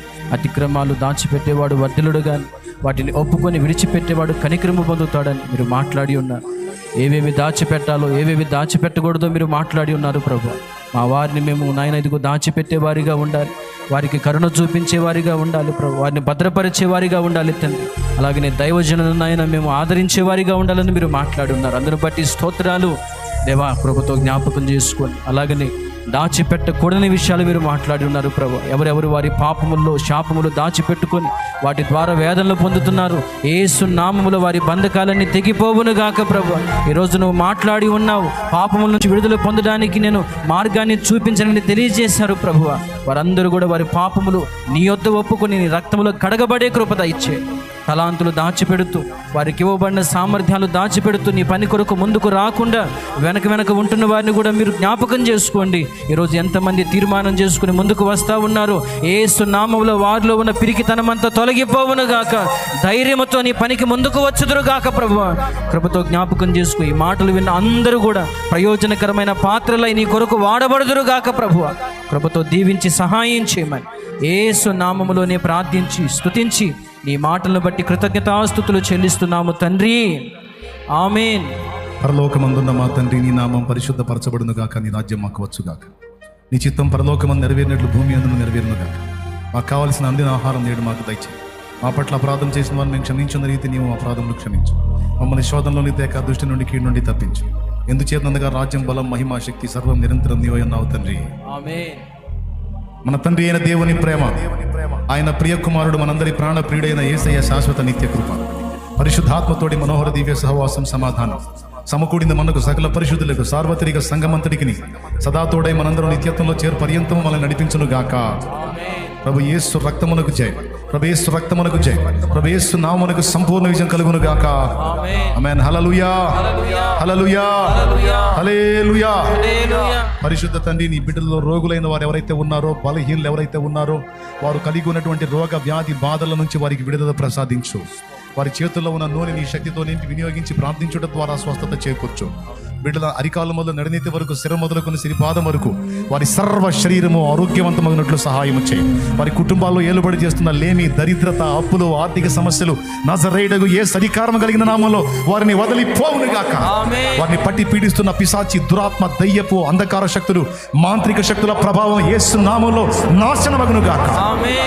నీ బిడ్డల్ని నీ రక్తముతో కడిగి పరిశుద్ధపరిచి విన్న మాటలు గుండెల్లో దాచుకొని నీ కొరకు మంచి ఫలము ఫలించి నీ చిత్త ప్రకారము నా ప్రభువా ప్రయాణించు వారిగా నీ బిడ్డలను ఆశీర్వదించమని, పసిబిడ్డ మొదలు వృద్ధుల వరకు, స్త్రీలు, పురుషులు, యవనులు బిడ్డలందరినీ నీ చేతులకి అప్పగిస్తూ వారు ఎదుర్కొంటున్న ప్రతి శోధన దూరపరిచి వారికి మనోప్రశాంతతనిచ్చి ఆదరణనిచ్చి నీ ఉన్నావు అన్న భరోసా వారికి కలిగించి సహాయం చేయమని, వారు తిరిగి ప్రయాణం వెళ్ళుచుండగా మార్గాల్లో తోడై ఉండి సురక్షితంగా నడిపించమని, ఎక్కడ ఎవరు ఏ కీడులో పడకుండా కాపాడి కృప చూపమని, విన్న మాటలు దుష్టుడు ఎత్తుకొని పోకుండా వాడిని గద్దించి దూరపరిచి నీ బిడ్డల్లో ఆ మాటలు స్థిరపరిచి ఏవి దాచాలో ఏవి దాచకూడదో తెలుసుకుని జాగరూకులే బ్రతకడానికి సహాయం చేయమని యేసు నామములో వేడుచున్నాం తండ్రి.